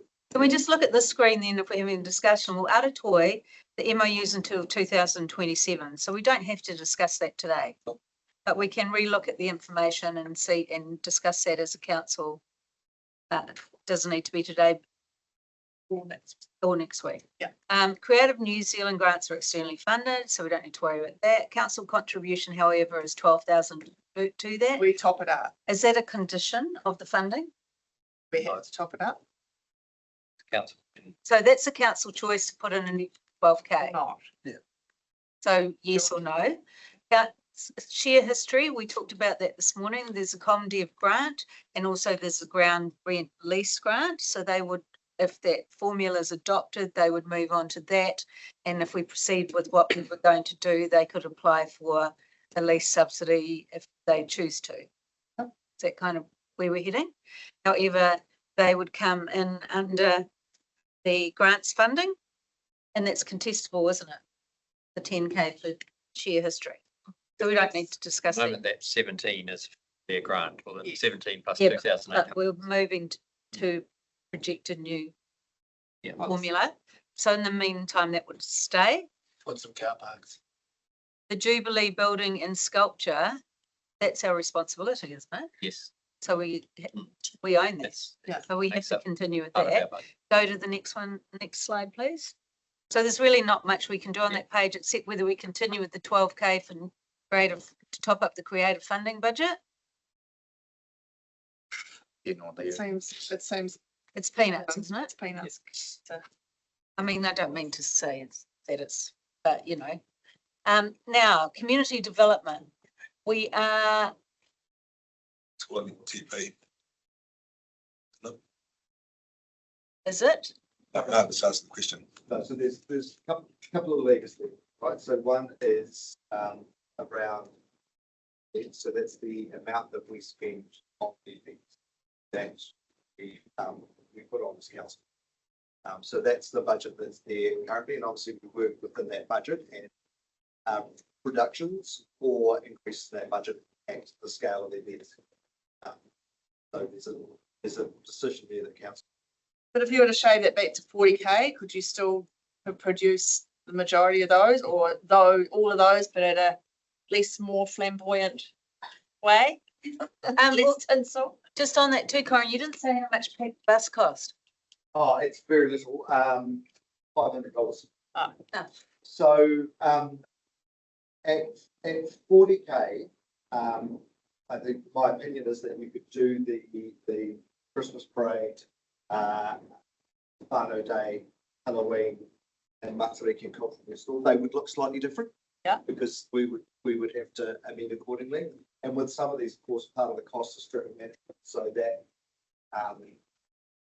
something you can't avoid, so it's the other things that show. Oh, don't get me wrong, I see huge benefit in this because I know every single one of these is really successful and a lot of the community members come and enjoy it. And I think it's a great thing and it's feel good stuff, but I'm just, you know, as an event manager myself, I know that you can make little shavings here and there and still produce an amazing performance or show. So I would just ask that question. Yep, and these are just decisions we have to make. Yeah. So, Yeah. And what about, so is there an appetite to trim the budget on the community development events? I'm happy to trim it. David? Benefit out of it. I'd like to leave. Craig? It's not a big. Not a biggie. I like what it does. It's all about the community. Leave it where it is, okay? Yep, good. First thing is we've had a discussion. Yeah. Community wellbeing grants. Obviously, we're going to move to smart system. We change the, review the how process, change the, tighten up the criteria. Move to where they apply online with all the required information and then they're assessed, blah, blah, blah, blah. So that's currently at 95K. Is there an appetite to trim that? I think my feeling is that changing what you talk about, just saying they're changing and then having a better view of what the benefit which is gained out of those community grants is a good first step to Change the process first? Yeah, and I would like to eventually look at it on a year basis as have a key theme, you know, so we're focusing on a particular thing.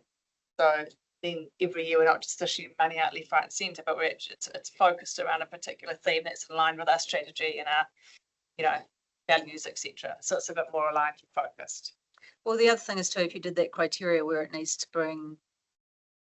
cater for, I don't know, thousand people or more, and it needs to bring people in, but money from outside the region, you know, you can do some different categories in there. So do we leave the budget where it stands? I suggest that we come back next week with some criteria.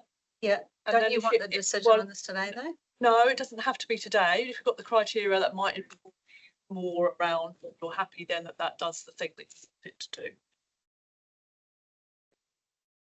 If that helps, if you want to make the decision today, then we can make the decision. Could I express a different view? I'm not sure if the criteria will help, and I think it's a great sum game by comfortable spending or giving out $95,000 grants to the community. How then you make that decision about where that 95 or 90 or 60 goes? That's the criteria, and we can shape that. Council can shape that, and I think there is definitely room for us to do that so that we have a better view. And some of the tools that will be available, like smart grants, absolutely hone in on that, and also guide people doing the reviewing, the making the decisions through that process, so they're actually looking at each of those decisions. That when you come together to make those final decisions, you've got all that information. But I think the key thing, for now is that at a level that you feel comfortable, or you want to pull it back a bit. Well, I think the other thing too, just for consideration, is there's about 30K of that 95 that is spent on grants that are sort of under 2K. Not to say, because somebody will say, well, even the Pigeon Club needs $600 because otherwise they might fall over.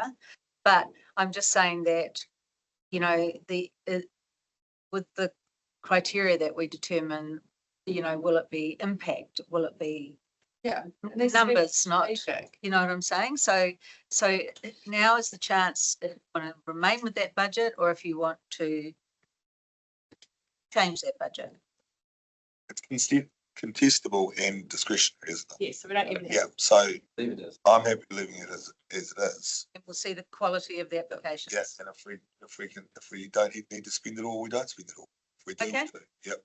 Warika? I would like to see who successful candidates have been. Yep. I'm interested in ensuring that the access is equitable and that you know.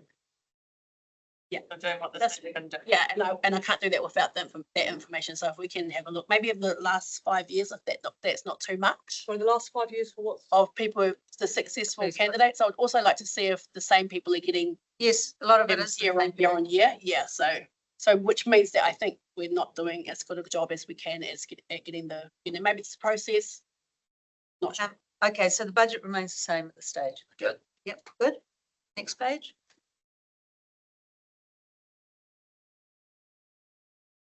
That's it anyway. We can Yeah, change. there's not really. There'll be discussion for the. Just that Riversdale one, that's brilliant. And we doubled that a few years ago. And the surf life-saving, and they act as first aid to Castle Point as well. That's wonderful. They still need, and they're still short, 20 Yep, grand, still which they have short. to raise. Yep. So let's have a look at these ones. Corin explained about the positive aging. Are these in the LTP, Corin, or is this all? These are annual. So, yeah, they're not governed by the LTP process, but they are, but the LTP. Well, I've had a chat about the apprentice graduation event, which I asked about, and apparently it's something that we chose to do, but we didn't do it last year. And it's because the apprentice training industry doesn't do their own thing. Personally, I don't think that it's council's responsibility to run an event for apprentices. It's just my opinion, though. I'd be interested in your feedback. Some of the building companies should be doing that. Yeah, or BCITO, or Yep. I just was surprised that it fell to the response. I know that, Gary, I spoke to you, you said it's a great event, but I didn't realise it was totally a council cost. And it's tied into the Mayor's Task Force for Laws. So it's a very impressive ceremony, actually, and I know that the business, because you get the opportunity to thank the businesses for employing the apprentices, and that is important to it. Yeah. So I actually think for 6K, we actually get quite good value to that. I think we're only one contributor to the cost of the ceremony. Oh, so it's like. All this. And Arterton Council has the contract for the task force jobs. So I think that's a separate discussion we need to have. that cluster of bits and bobs there only not only comes to it, but it's 66K. Sorry, I'm unsure, the play trailer, is that 3.6K a year just to run it? Like, is that running costs or what's that? So that's to allow for the fact that equipment needs to be replaced. Gotcha. Basically, it's used by the community, things get damaged. Yeah, cool. I just didn't know what. It's not the trailer, it's the stuff in it. So does any comment on those or leave them as a Brent? That positive aging, 15K, I have to admit that I thought the various aging policies waste of time. That's not for the policy, that's for the activity associated with that age group that's in our strategy. So it's the manpower, say, of council being at the seniors event or is it, would I be right in saying that? Not paying a person. Not paying a human. So who runs the thing at the stadium? Events or things that may occur that take that particular day. There was that the stadium day. Yep, senior games. To be fair, that is brilliant. And council agreed to retain that strategy and that work as part of the LT. That's huge. Okay, so we'll move on to the environmental initiatives. Karen, can you explain these? Zero waste education is a commitment, isn't it? It is, and these are funded through the waste levy. They're required as part of our waste minimisation Act plan. So they're all included within that. So tell me what you want feedback on in the next paragraph then. The climate change grant. Yeah. So we agreed as part of the LTP to increase that grant to 100K. So it's just checking that this is where you still want to go along with all of the other grants. 6 grand, what's Trust House? No, they put an application in and they got some funding for solar on social housing. Do you need any more information to make any decision around that? So so it's got 100K in the LTP. So the question is, are we changing that or are we staying with that? I guess we haven't seen the outcomes of those successful applicants yet. You know, like I can't make a judgment call because I don't understand if there's been any benefit or what's been completed or where the money's, like it's still quite fresh. Was there any trouble getting rid of that 66,000? Yeah, you're involved in that. What's that? No, we turned people down, didn't we? There were a lot of people that, there's a lot of people after it. Lauren? Oh, yeah. So as part of the process, when they went through that decision making process, they reached that figure and there was carryover. It was discussed, and I think so in the terms of reference, it notes that any money not spent will be carried over. So that was the information that was given to the group at the time, that as part of that decision not to give that money out as grants, that it would be carried over next year. So general feeling is leave that as it is? Yeah. I'm probably a bit different view to that, but What is your view? I want to see what the value out of the funding actually achieved amongst LSE. Still reasonably new. Maybe Stick with Yeah, with 12,500 for the Foreyama Catchment Community Group. But if we're gonna look at criteria and value for the other grants, we need to make sure we've got this. that's only just been redone. The criteria and value for. Yeah, I'm just saying, as long as we're consistent across what does it bring to Masterton, what does it bring to the well-being of the community. Yep. Maz? Yeah. Hold on, I haven't finished. Sorry. So are we going to be consistent across all of these initiatives, these grants? Yes, but the community wellbeing and the events one is long overdue for overhaul. Whereas the climate change one was just the whole criteria and process of application and everything was just redone last year. That's good. So is it going to be consistent? That's the question asked. But yes or yes. That's great. Maz? I was just going to make the point about the timing. So you're providing direction now so that we can get to a decision point for the new plan. Yeah.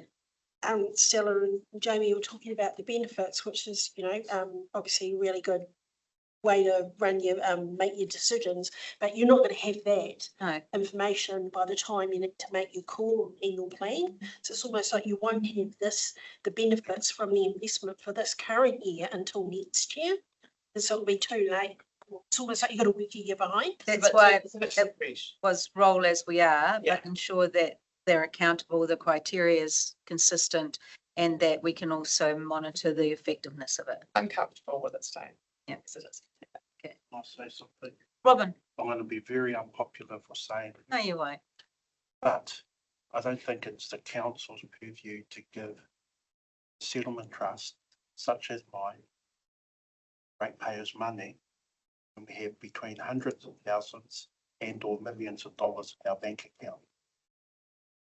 I think it's the council's purview to grow a relationship with both iwi settlements as to how both iwi settlements can actually help fund activities in the Masterton District Council area that benefits all, inclusive of Aratoi, which houses many Māori whānau artifacts. And I'm not into talk fests at Hui. I'm not into publicly funded money going into talk fests. And I still don't believe today you've had a report for the money that you've given from our trust, our iwi development. We have had a draft report on that specific draft report. project. Well, I was told half the morning was about the doctrine of discovery. Okay. I don't think people need to go to a climate hui to learn about the doctrine of discovery. That's 1492, not 2025. Thank So, you. I just have to add one line. You said that would make you unpopular, and with me, I have feelings about that, obviously. I don't whakapapa here to Ngāti Kahungunu, but I feel that as a council that we do have an obligation to serve our communities, and one of the underserved communities is that community, by which the council uses their land. And I think it's also important, the doctrine of discovery is very important in regards to whakapapa, the way that Māori now relate to the world and to the earth and to the area that we live in is definitely pertinent, and it's important for us to invest into that. Add on to that is that, we're still trying to kind of come to terms with the impact of colonisation on our economic development, our well-being and all the rest of it, so on and so forth. And I'd have to disagree with someone. And I think that's great to see Ngāti Kahungunu receiving some of that funding. and the issue is that as a former negotiator, we've negotiated our settlement with the Crown, which is Ministry for the Business Environment, Department of Conservation, Ministry for Business and Enterprise. They're all legal ways that we as a settlement trust can engage the Crown first and foremost on funding that comes towards us. But I think the ratepayers' money should be for the benefit of the ratepayers, inclusive of us. But I don't believe, and I've actually said this last year, that we shouldn't be here receiving money when we've got hundreds of thousands of dollars in the account today, over and above everybody else who's applying. And we have, as councillors around this table, when we've approved those awards, we've actually seen the bank accounts of people who've had hundreds of thousands of dollars asking for everybody else's ratepayer money, and we've actually declined them. What I'm saying is that as councillors, you have an obligation to your ratepayers, and you look pragmatically at the bank accounts of the people asking for the funding, and you decide on the basis of whether or not they can afford to do that particular activity themselves. But we certainly have our own relationship with the Crown, of which the council is a Crown entity, but first and foremost, our relationship is with Wellington, of which we can get the funding. And I don't believe we were the only iwi to get that amount of money. I believe the total amount was 50,000. So that's my opinion. Okay, thank you. David, I was Jamie? say, Robin, with regards to the Te Nui Warayama Catchment Community Group, they were, money was available from regional council too, Jamie? Yep. There is. So what happens if we have Morrisville and Well, Becky or one. can I just say, I don't think we need to discuss the actual the money. funding. Yeah, we just want to stash the funding round. Amount. I appreciate what you're saying though, David, but to me, we're getting down into the what's happened and what's gone before. But very valid. Jamie, what did you want? Oh, I just think, Then we're going to break for lunch. I just think the principle of community development grants, all of the stuff and what we talked about earlier is about supporting organisations which don't have the ability to raise the funds from elsewhere. We've got to get off the grant. The grant is a given mentality, which we probably had in the past. And so I support providing grants, but I also think that we need to have really tight criteria around where it goes. Yep. Yep. Thanks. So it stays as it is, and then we'll, yep, and the next, I think that was what you wanted answers on, wasn't it? Exactly. Okay, that's really helpful, thank you. So we'll break for lunch, and then we'll come back to this. Okay, thank you. What time do you? Quarter past. We'll reconvene at 1:15. Put the rates requirements statement into 2 pages. So that's the first page has roading, and we've summarised the percentage change from the 25-26 annual plan. We've also listed the LTP year 3 numbers for information, because that's needs to be compared to what we predicted in the LTP. But in terms of the rates percentage change, it's the change from last year to this year that impacts ratepayers. 8.4% is the overall change in roading, but there's a reasonably big increase in the non-subsidised roading portion.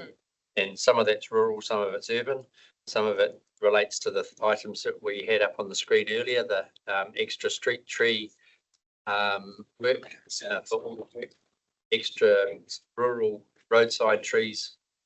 Sorry, it's not likely to see. Yeah. I can't see it from the distance. Yeah.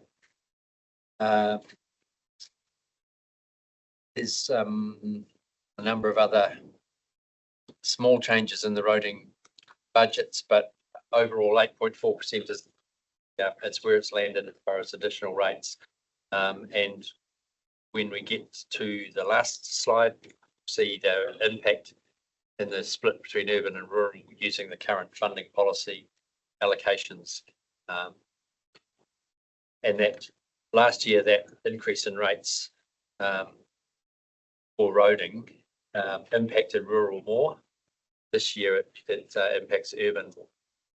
But also there's other increases in the roading budget relating to increased debt servicing for the borrowing that we've had to do to fund our share of Matakona work and the emergency repairs after Cyclone Gabrielle or Cyclone Hale.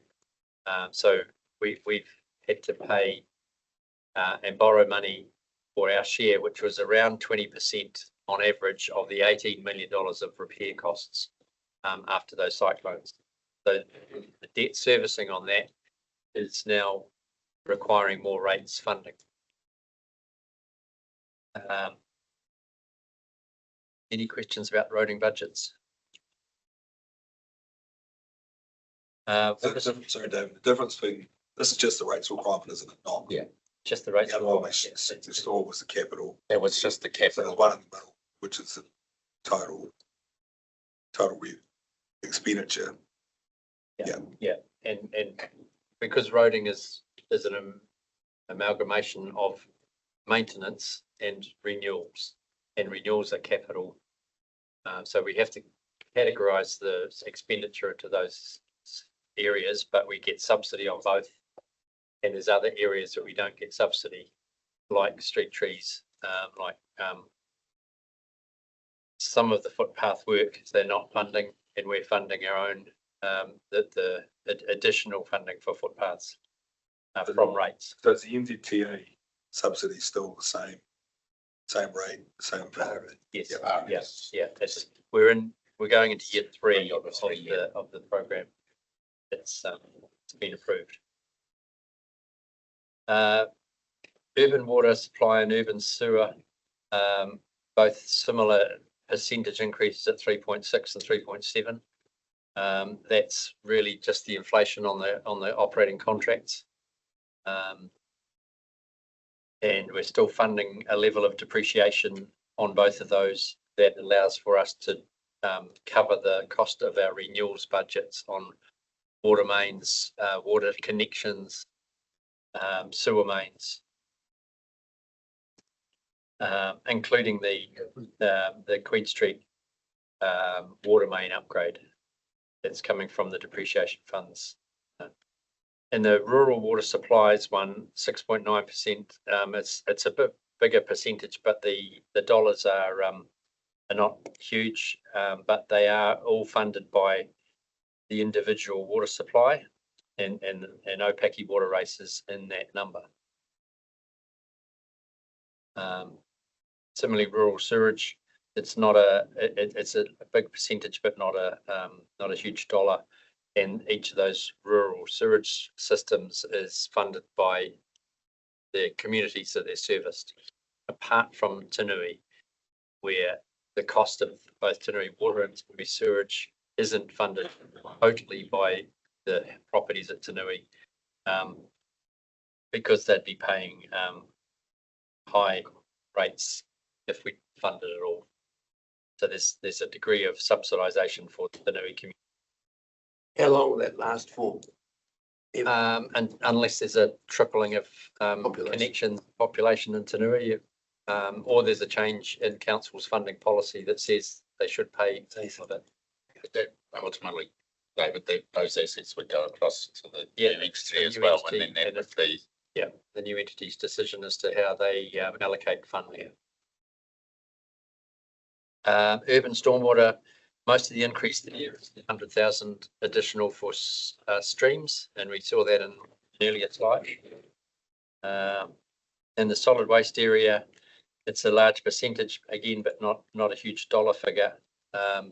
Relates to additional contract costs, additional costs in the e-waste, metal recycling, and the disposal of septic waste. Not septic. There's a waste that comes from grease traps that has to be captured and disposed of in a secure manner, and the cost of that disposal has gone up. We're trying to recover the costs for those from users, but ultimately there's some additional rates required. There's also a reduction in total tonnage. And that means less overheads are covered in the solid waste area. I was just going to bring up about the e-waste thing, because if you remember last year, we decided not to put a charge through for that, and it's a cost to us. So I think that we just need to revisit that. I'll get a $20 charge. The year before we, The year before. first year, and then put it on last year. It was okay, but we may want to review Yeah, because an increase again in the charging. Because it's, we move a lot of e-waste, and a lot of the e-waste that we could move, it's possibly down the tip end, so people avoid paying that. Yeah, they're dumping it. Yeah. Not I declaring. use the word possibly on the supply station. They're just dumping it. They're not declaring it. Because of the cost. Yeah. David, what's the charge for the septic tank guys when they dispose of the main sewer line? It's a huge cost. Their costs, depending on how far they travel, are roughly half and half between the council disposal to sewer, which is helping fund Homebush, and the truck and their time to go and pick it up and transport it on behalf of the rural ratepayer. So it's user pays. You've got a septic tank, you clean it, you pay for it. I know, I found You that. pay for the disposal to the urban wastewater system. That's why you got cheap rates. I've had the At least- discussion with At least a number we're of paying our fair share. the septic tank operators would prefer us to charge rural properties in their rates for the cleaning of their septic tank. And we've resisted that. Thanks. Um, On the rural side here now. we've lumped all of the percentage change across all of those community facilities and activities, but you'll see there's an increase in the Morley Park one at the bottom of the page. There's an increase in airport. Both of those, one, Morley Park's driven by a reduction in the estimated revenue that we'll be receiving because we've adjusted that down based on actuals that we're seeing come through the park. Airport is increasing debt servicing costs because we've capitalised and debt funded part of that project, and that debt funding is now generating increases in rates required. The library is very, very close, very small increase. The recreation centre, we talked about the electricity increases. That's the reason why that one. Why is the library so high? Rates requirement?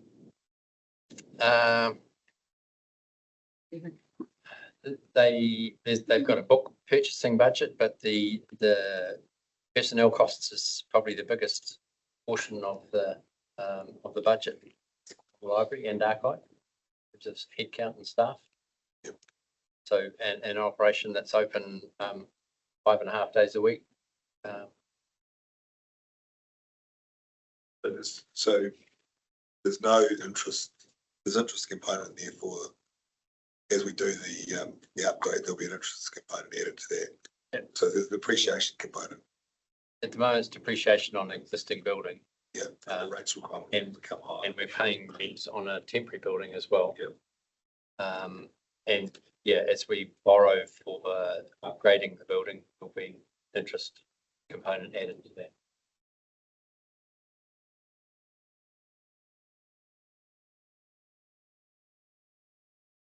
Anything else? We can move I to. think the Morley page. Park would be able to wash its face, wouldn't you? I know it doesn't, but I mean, it's just. Shows, I also think it shows you the impact of competition opening in town as well. Also, think of the land value and the return we're getting, just, no. Anyway, we've got a plan. The next page starts with Maybe. regulatory services. So across. What's happening here? Triber? Been a bit slow. Quicker than a trigger finger. Yeah, impatient. I pressed it about 5 times. So in the resource management and planning, there's a reasonable increase.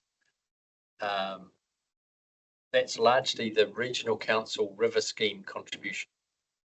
So this council's always contributed towards the cost of the river schemes, the Upper Rumahanga, the Wainawa, because we have assets on the side of those rivers and have paid contribution. Somewhere during the year before last, there were decisions made at meetings which decided to spend more on those river schemes, and our allocation went up because their budget went up. So some of that wasn't communicated very well, and this year's budget we're overspending. We're now anticipating we have to increase next year's budget because of it. There's around $120,000 more that we have to put into those river schemes because GW has decided to spend more on the river protection work. Not a question relating to that, but parking control, is that figure high enough? As an income figure? Yeah. It's reasonably conservative. We are getting income from infringements of registration notices. We pay 50% of that across the New Zealand Police, but it has increased our revenue number. But we've also got costs of the legal cost of processing it through the courts. Do we have, we pay the contractor, they always used to have 2 people. I noticed last month or 3, there's only 1. Yep, there's only one at the moment. So we're writing them about that, but also, we will be looking to bring a conversation back to council about how we do that. Good. In the future. Still, just a query, not so much monetary, sorry, David, but just around that and the contributions we give towards GW. Does that include spraying of noxious weeds that are growing on trees? I presume we've planted as council along river. Like who manages that? Because we put a lot of investment into beautiful tree planting down our rivers, like we do as council. I'm not sure. Like say, for example, but down by the lime tree behind Queen Elizabeth Park. On our property, so Probably would plant trees. Elizabeth Park or Henley Lane. Yeah, so when we pay money to GW to manage the side of the bank, which often has all the noxious weeds growing on it that then tip over into our area, who pays to manage that? Because it shouldn't really be us, should it? Should be them. GW. Because currently there's no management of it because it's brought and there's weeds freaking for Africa. So I'm just, who's managing that? We probably need to get some advice around it, but the GW work is about controlling the river in the banks of the river and the flood, making sure that it doesn't flood and it doesn't eat away at banks. That then affect our assets, like I said. Okay, I'm just. The weeds and control of vegetation, we have to inquire as to where that responsibility sits. It comes under Greater Wellington. You know, I don't think of it. The other question is that have we got a, are they going to have reps from council on the committee again or not? Have we been asked? We will need to find out what the representative process is as far as the committee's making decisions about who's funding it when the funder doesn't know they're making decisions. No, that's where I'm. It's just an advisory committee. We just had a conversation with them about, because we're rated for the scheme, but we're not scheme boundaries, so they're taking money and spending it on. So, but it is Gavin Wall's the chair. It's an advisory committee, so it has no power to set rates or UMAC. Yeah, or determine where it's going. So yeah, it's certainly a question to be asked. And to make sure that the money which is being raised is being spent in the Wairau and the Ruamanga.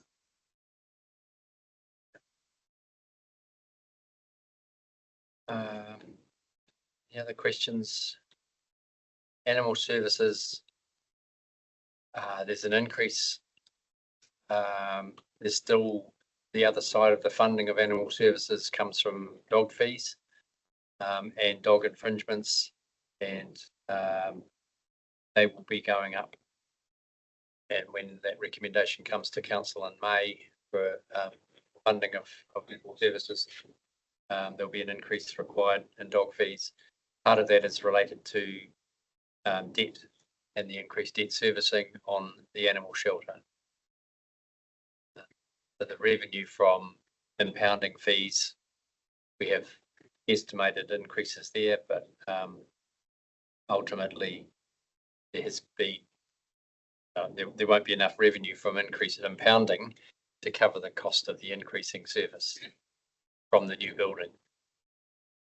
So David, like I'm not been on council long, obviously first term, but every single year dog fees go up. They just keep going up and up and up and up. No, there was one year with. Was there one year that, okay, Gary I may have not been around for that. Gary had a win one year, was 0% increase. But my question being is that, you know, we talk about trying to keep the rates low and all that stuff, but then it comes to things like dog fees.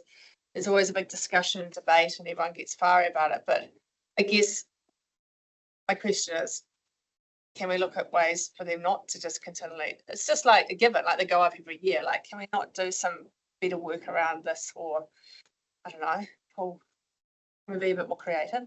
I just feel like it's Groundhog Day when it comes to dog fees, to be honest. I'm like, as governors, can we not be a bit more experimental here, or can we not come up with some ideas that can alleviate the forever increase to dog fees that affect so many people in our wonderful community? I don't know, I just feel literally it's like every year, oh, dog fees, here we go.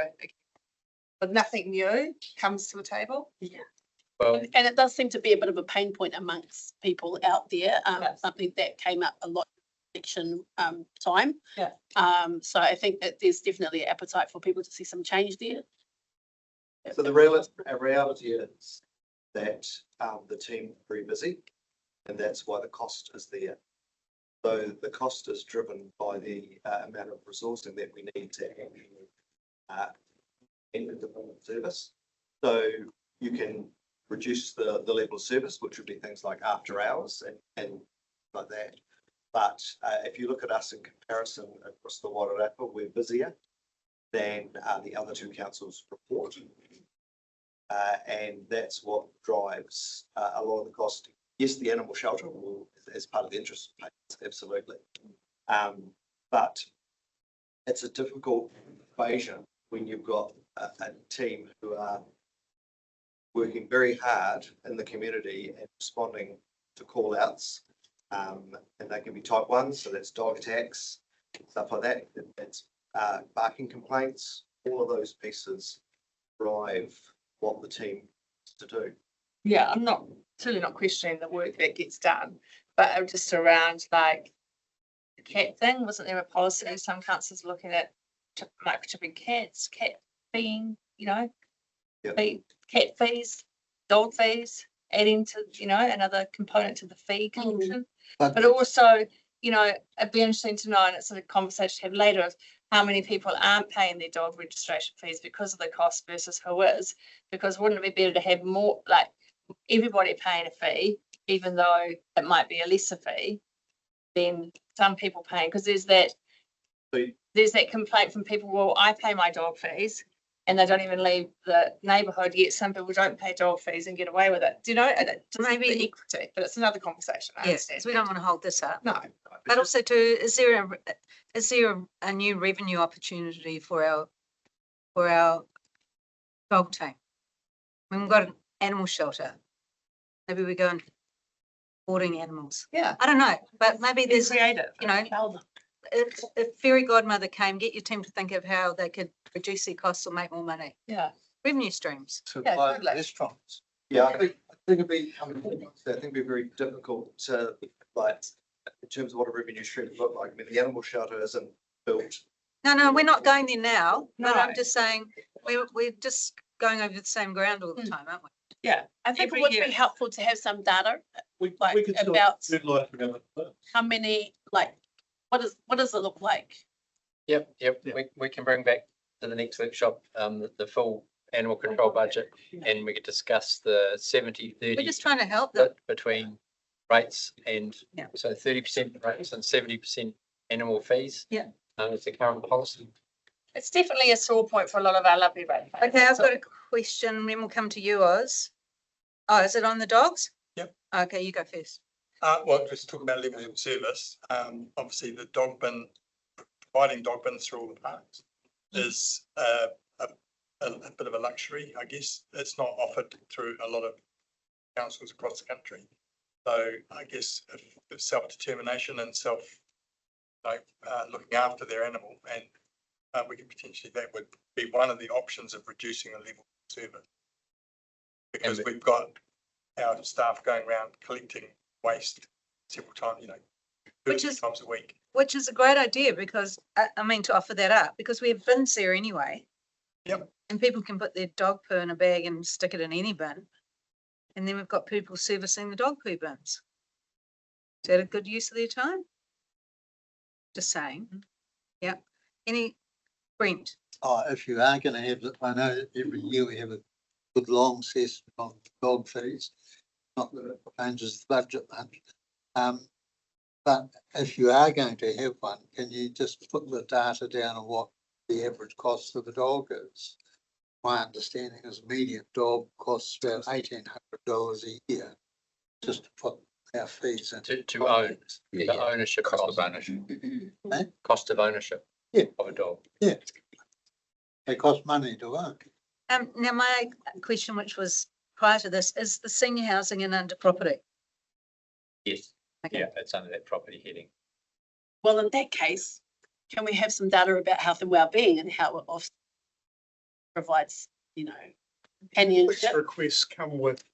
Yeah, this is time. What, staff. if you want to know, Trying to save money here, Yeah. constantly get more and more. And we reports, spend more a and more day, reports. a day a year on talking about dogs. You don't need to know what it costs to own a dog. We just want to look at what it costs us and what the rate, Yeah, exactly. what the rates requirement is and whether we can do it differently to, Yeah. which is you, and you've just made a suggestion, Oz. Sorry, can I Which just, we could take on board. the revenue and financing policy sets out the split, so we really need to change that as And part it's of further down the track. the LTP and not this year, so we need to think of That's- other matters rather That's why than we won't changing that discuss it public-private today. split. Okay, AJ? Like David's driving it. Sorry, mouthful at the moment. In that, if we're going past the recreation, the regulatory services, where the next section is, there's a separate percentage there on the change on representation, so that's most of that is the amalgamation, $100,000 that's been allowed for additional. So that falls to the bottom line. It's part of the 5.2% increase. If at the moment, or direction as to whether you agree that that should be in or not make a provision. We So just, it's in there. It's part of that reason why that's a 17.8% change in dollars on that line item. we are discussing that after this. And so the next block is Sorry, what's the, is 150,000? Extra person. That's an extra person. mostly Remo. Yeah. What we're paying to Remo, they've increased their charges. And what about Simon's role? That's included. Yeah. And it was included last year and the cost there hasn't gone up. It's not part of the reason for that increase. Most of the increase there is additional Remo Is contributions. that emergent, is that a shared cost across Wellington and us? The Remo charge and Remo charge each of the three councils their own portion on their whatever, however they allocate that. We have other costs of operating the emergency management for the Wairarapa, including Simon, that we allocate a share to the other two councils. So that there's some income. Yep. To yes, offset. we have a recovery How for much is it? Simon's cost. I can't remember, but there's most of that cost is thirds. Yeah, it's a third split on. The other bit, just to warm the frog slowly, the legislation that is changing puts more emphasis on councils and emergency, in particular the chief executive. So you should expect more expenditure on emergency management coming through the future budgets, not least it will become a greater council's of what's coming down the pipeline.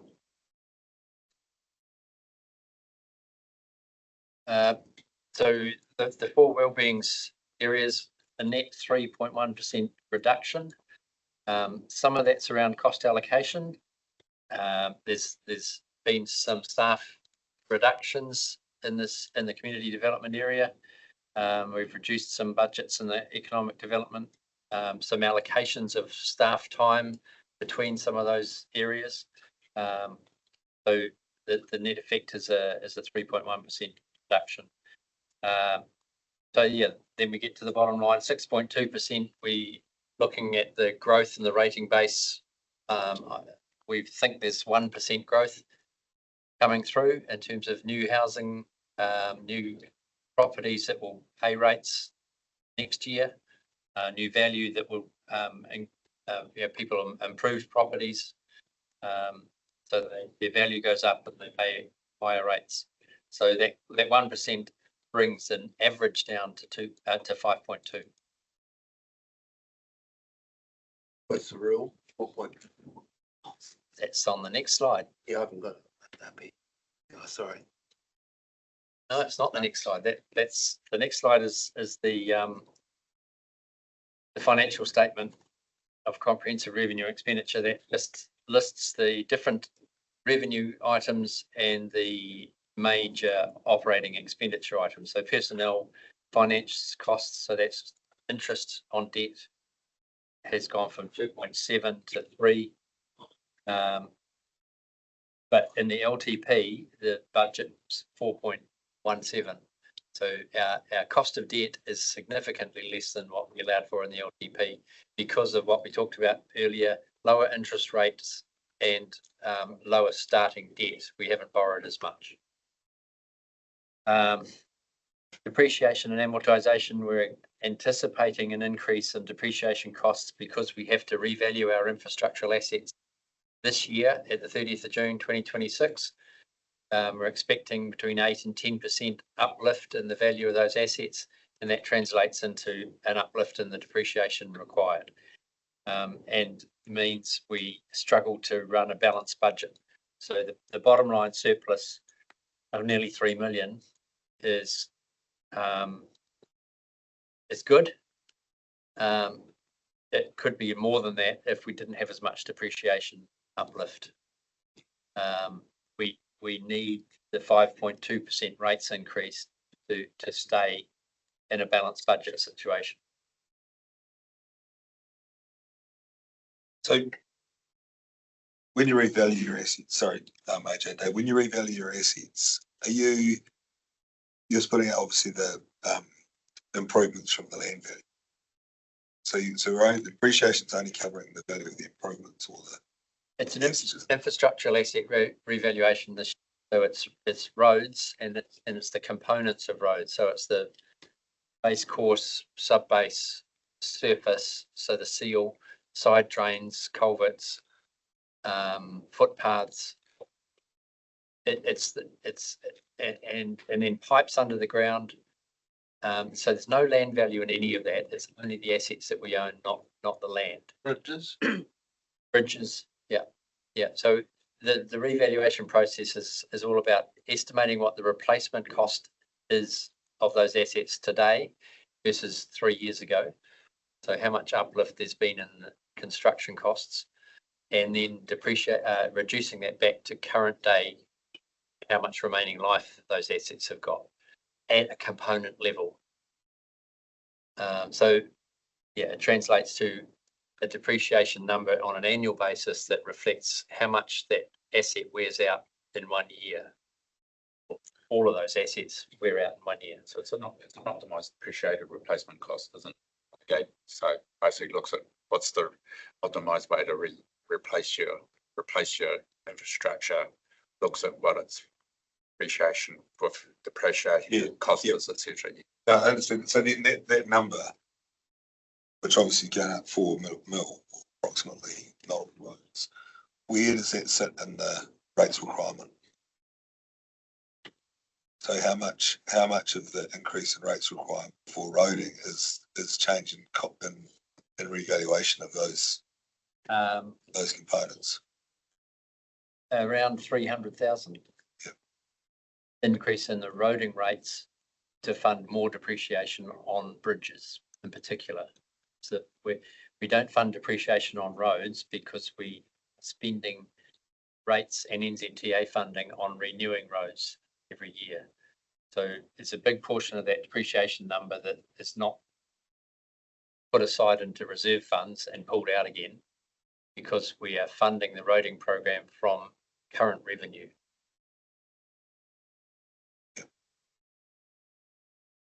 Sorry, I can't understand. So why are you putting it in there?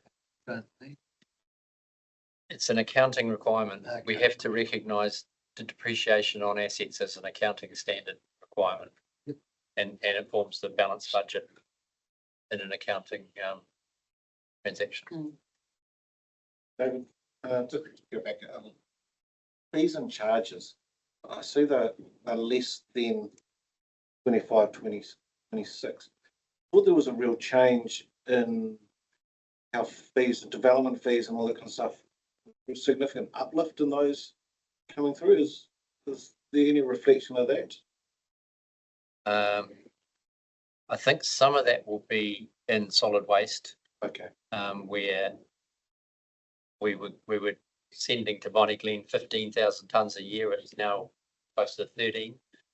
So the revenue that's generated from that waste transaction at the gate is not here, but the corresponding reduction in costs is offsetting it.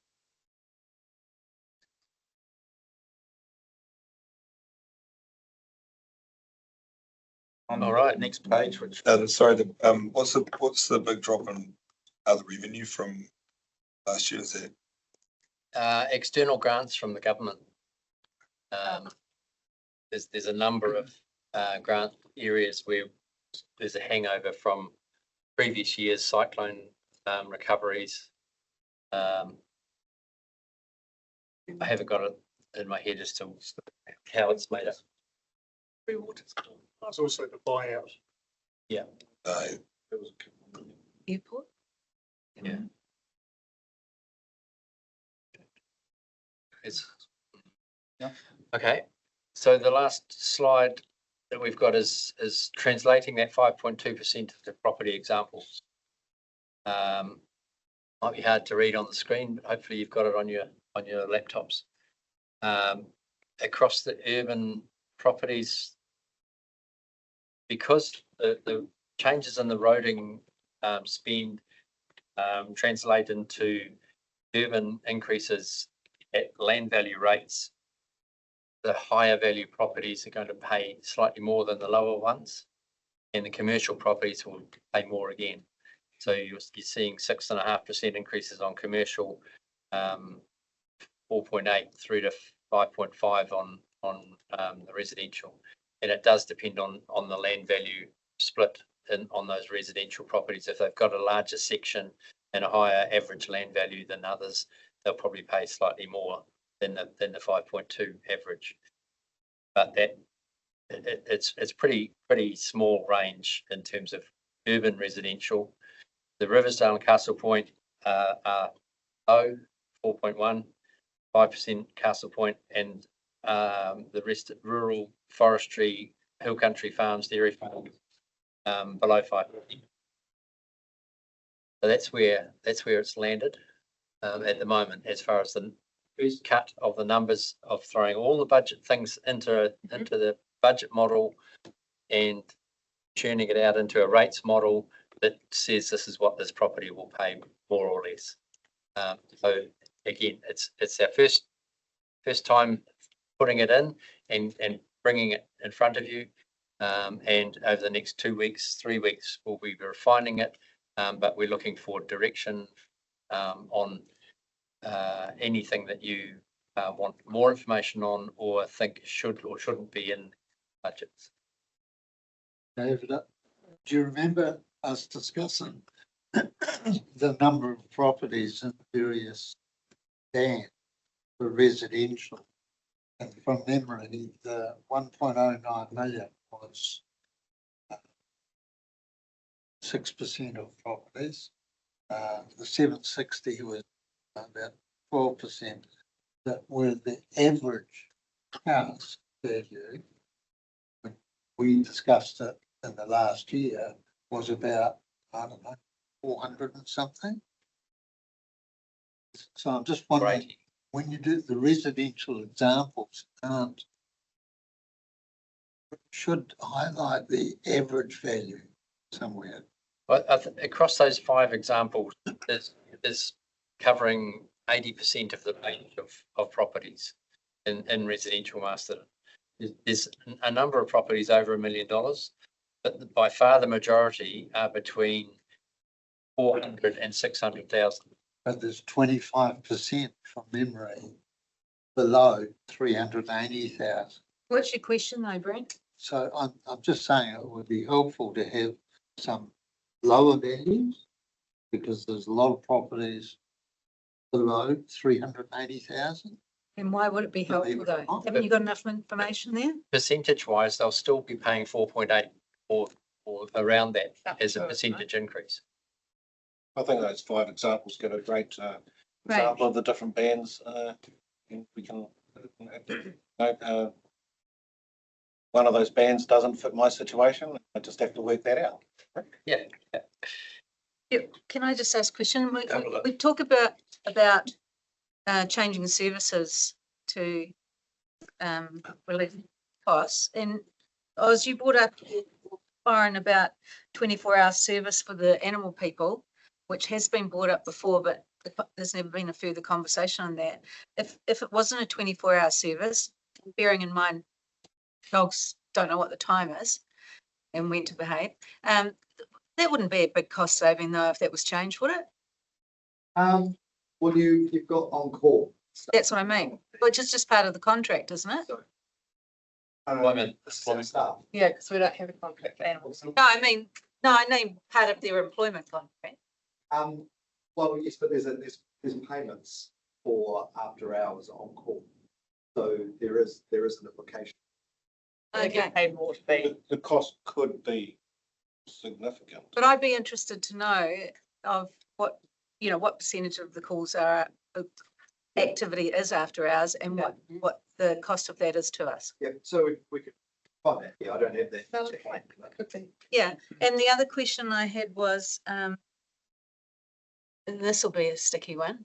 You know, in the old days, people used to pay for their library membership. I know that it's Not for their library membership. for their card. No, so only if you lose your card. So you're talking about fees and fines. Okay, well, thinking outside the square though, and you used to have fines if people were overdue, right? I get that because people didn't bring their books back and we don't charge for that anymore. Why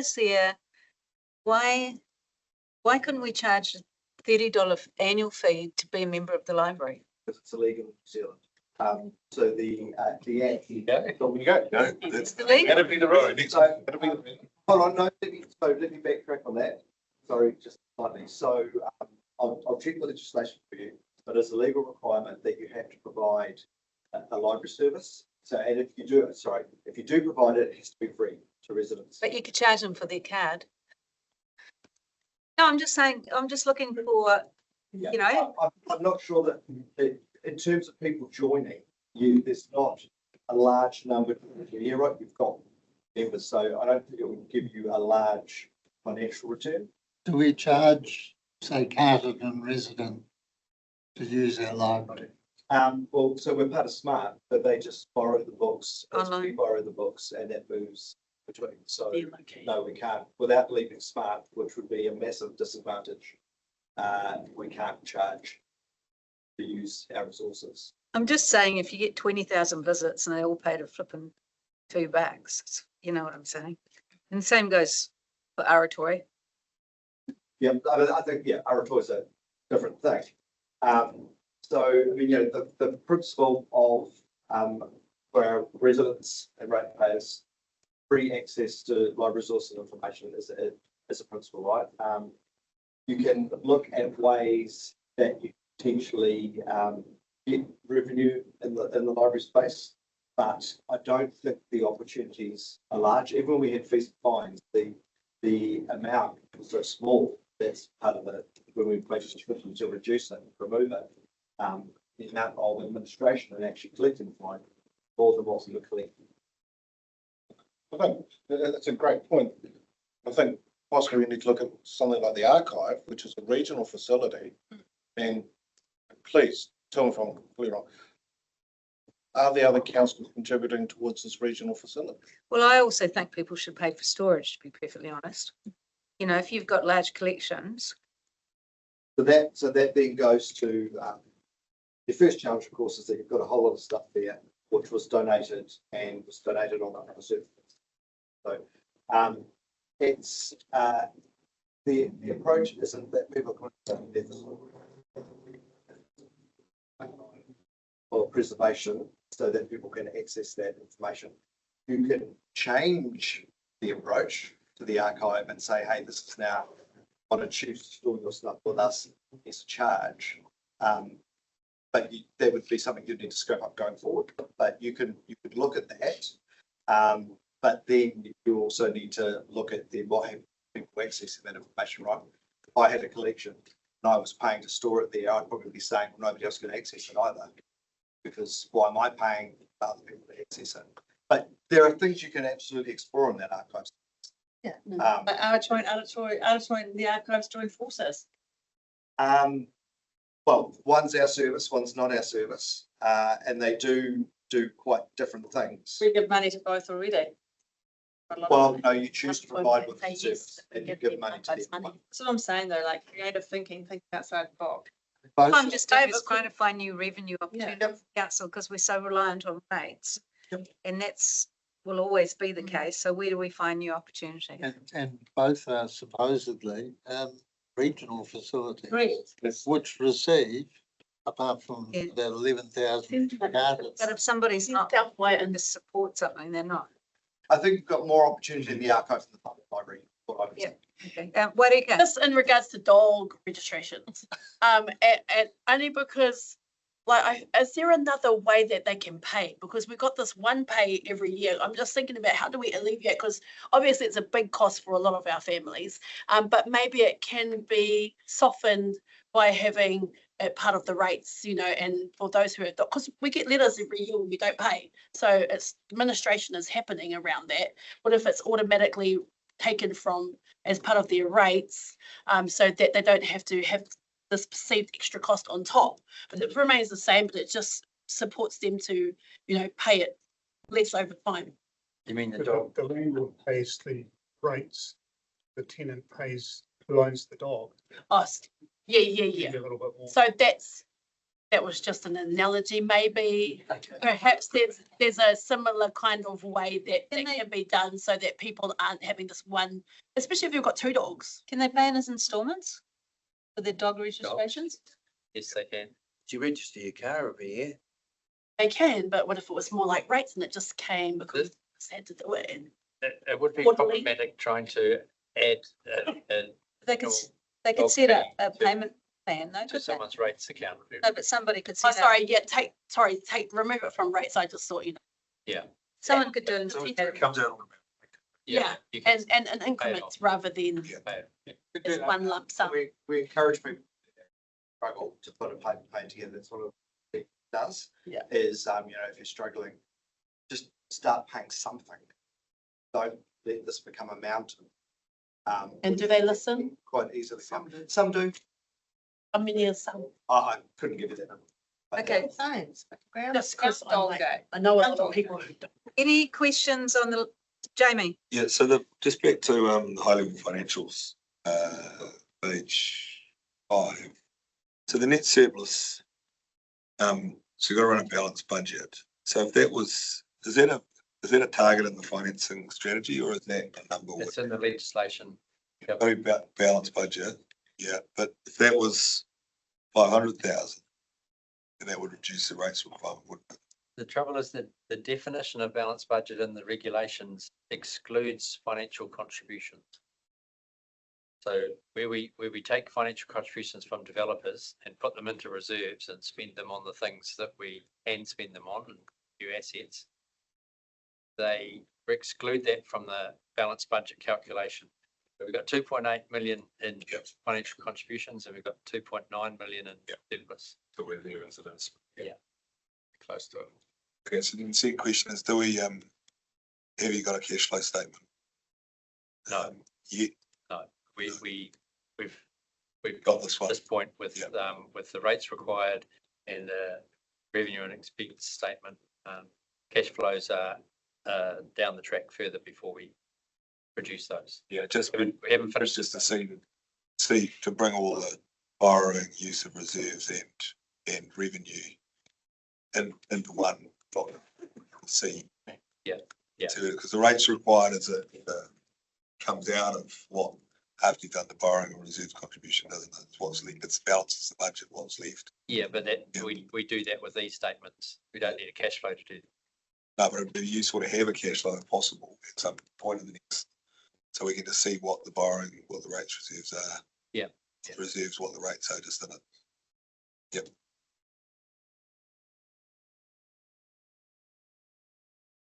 Okay, any other questions? Great. Well, not really a question, just a comment. I was just thinking to myself, of a year ago, we'd been told around this table that we had our first cut of rates, we'd have a 5.2 increase. We'd have all taken that.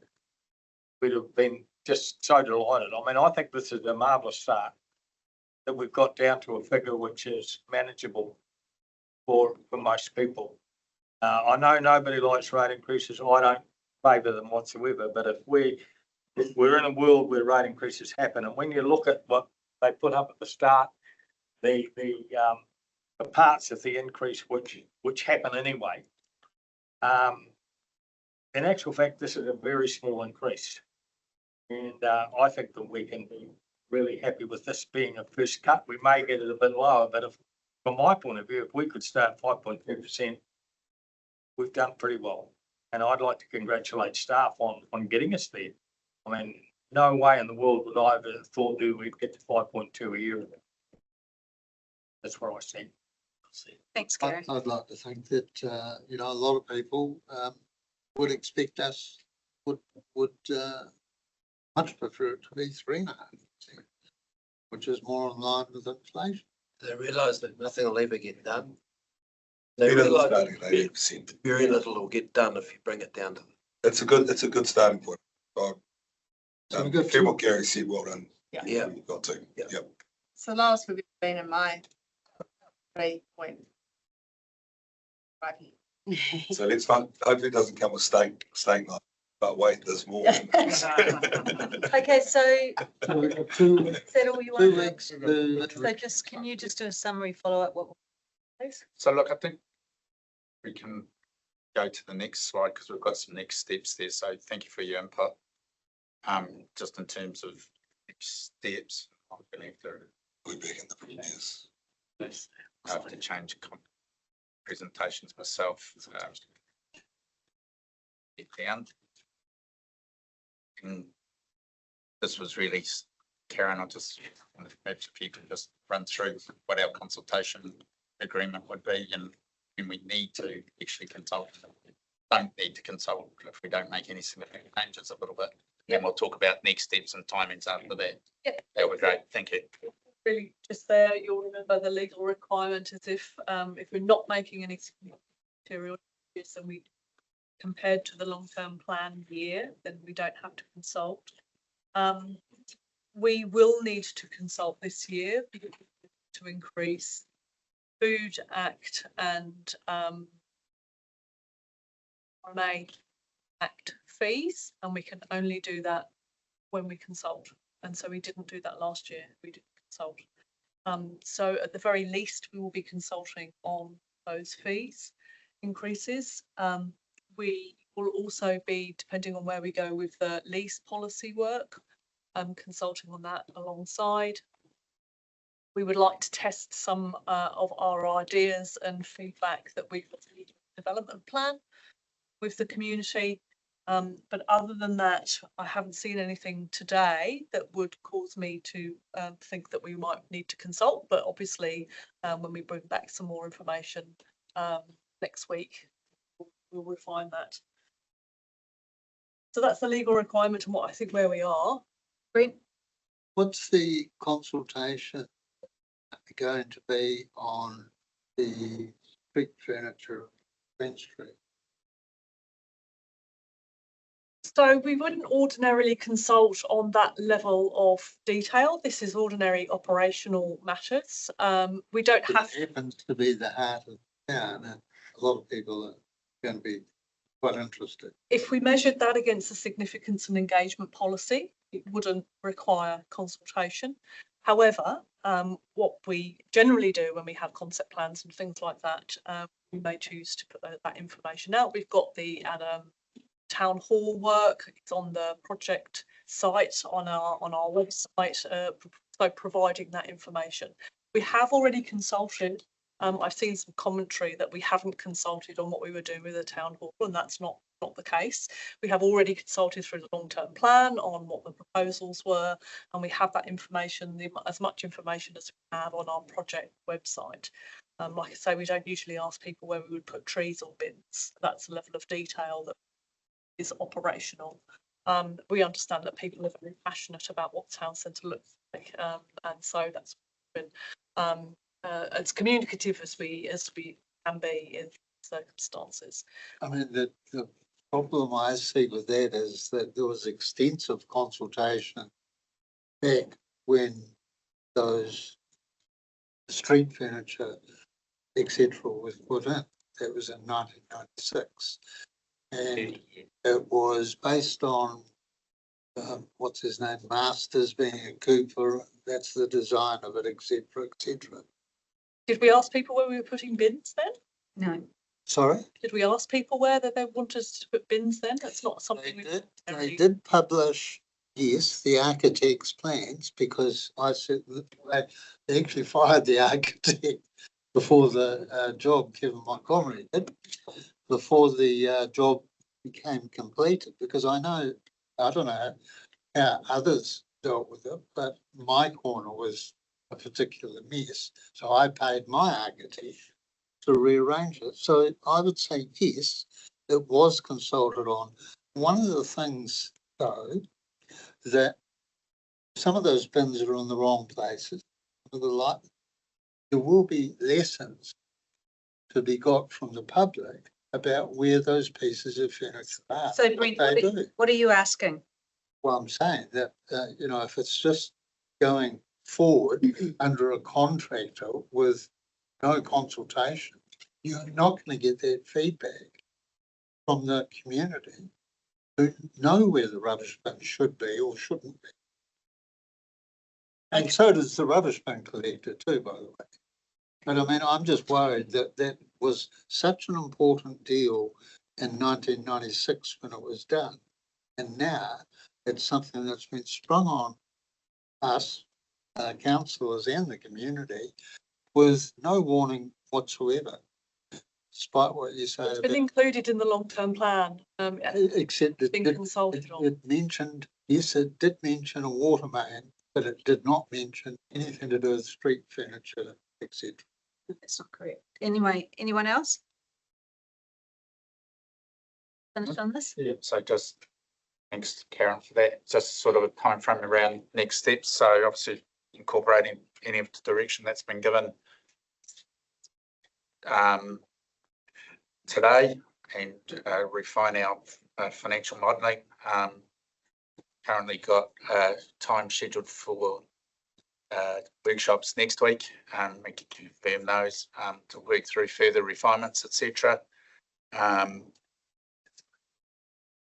Sorry. No, it's all good. It's all good. TBC is just around timing, confirming direction and agree on items for consultation, and that will come back on that. No, so the dates are in the diary. If we don't need them, then we won't take them. So we might be able to wrap all this up next week. But then council confirmation, does that need to be a next board meeting, next council meeting, or? Yes, so we'll write a report seeking agreement to the direction of the items that we will include in the consultation document. So as I've just mentioned, these are the things that we've got in our heads at the moment.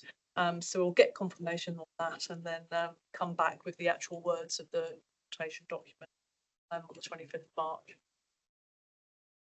And the rest is pretty much legislative sort of timings, isn't it? But that's our timeframes that fall out of that of the consultation timeframe, working backwards effectively from when to adopt. So there's not a lot of time in there for slippages. So do really want to keep to that timing to the extent we can. Any questions?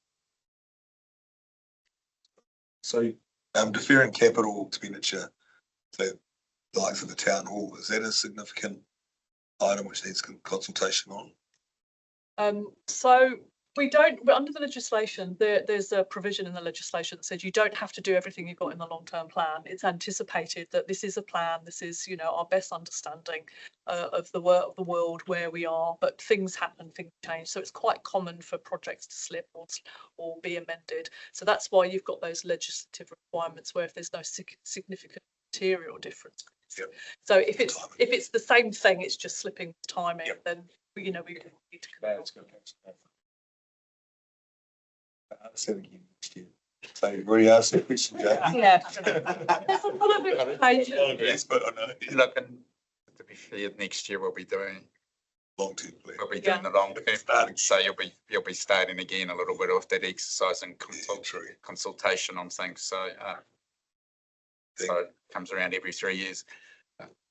So that's it for me. I just want to say thank you for everybody. Thanks for all your work. etc. So and thank you for everybody else in the organisation itself as well. Say anything? Well, no, it's other than, I think you've all pretty much said it. I think there's an enormous amount of work that's gone into it by the team over, even over Christmas. So, and even getting the old candle burning late into the evening to get these numbers out. So, at the beginning, I had said that, you know, we go through this every year. There's no use embellishing or holding any fact or anything else up your sleeve. Put your best foot forward, and that's what we've done today to get that 5.2% early on. Yes, I'm proud of the team, and want to really thank everyone here for supporting the direction. I'm pretty clear of where we're heading at the moment. Yeah, so thank you. Thanks, everyone. Thank you. And now, like the So it won't take very long. Finishing now, discussion. just stopping this. Yep. Okay, Well, thanks it's- everyone. We'll thank- just turn off the recording.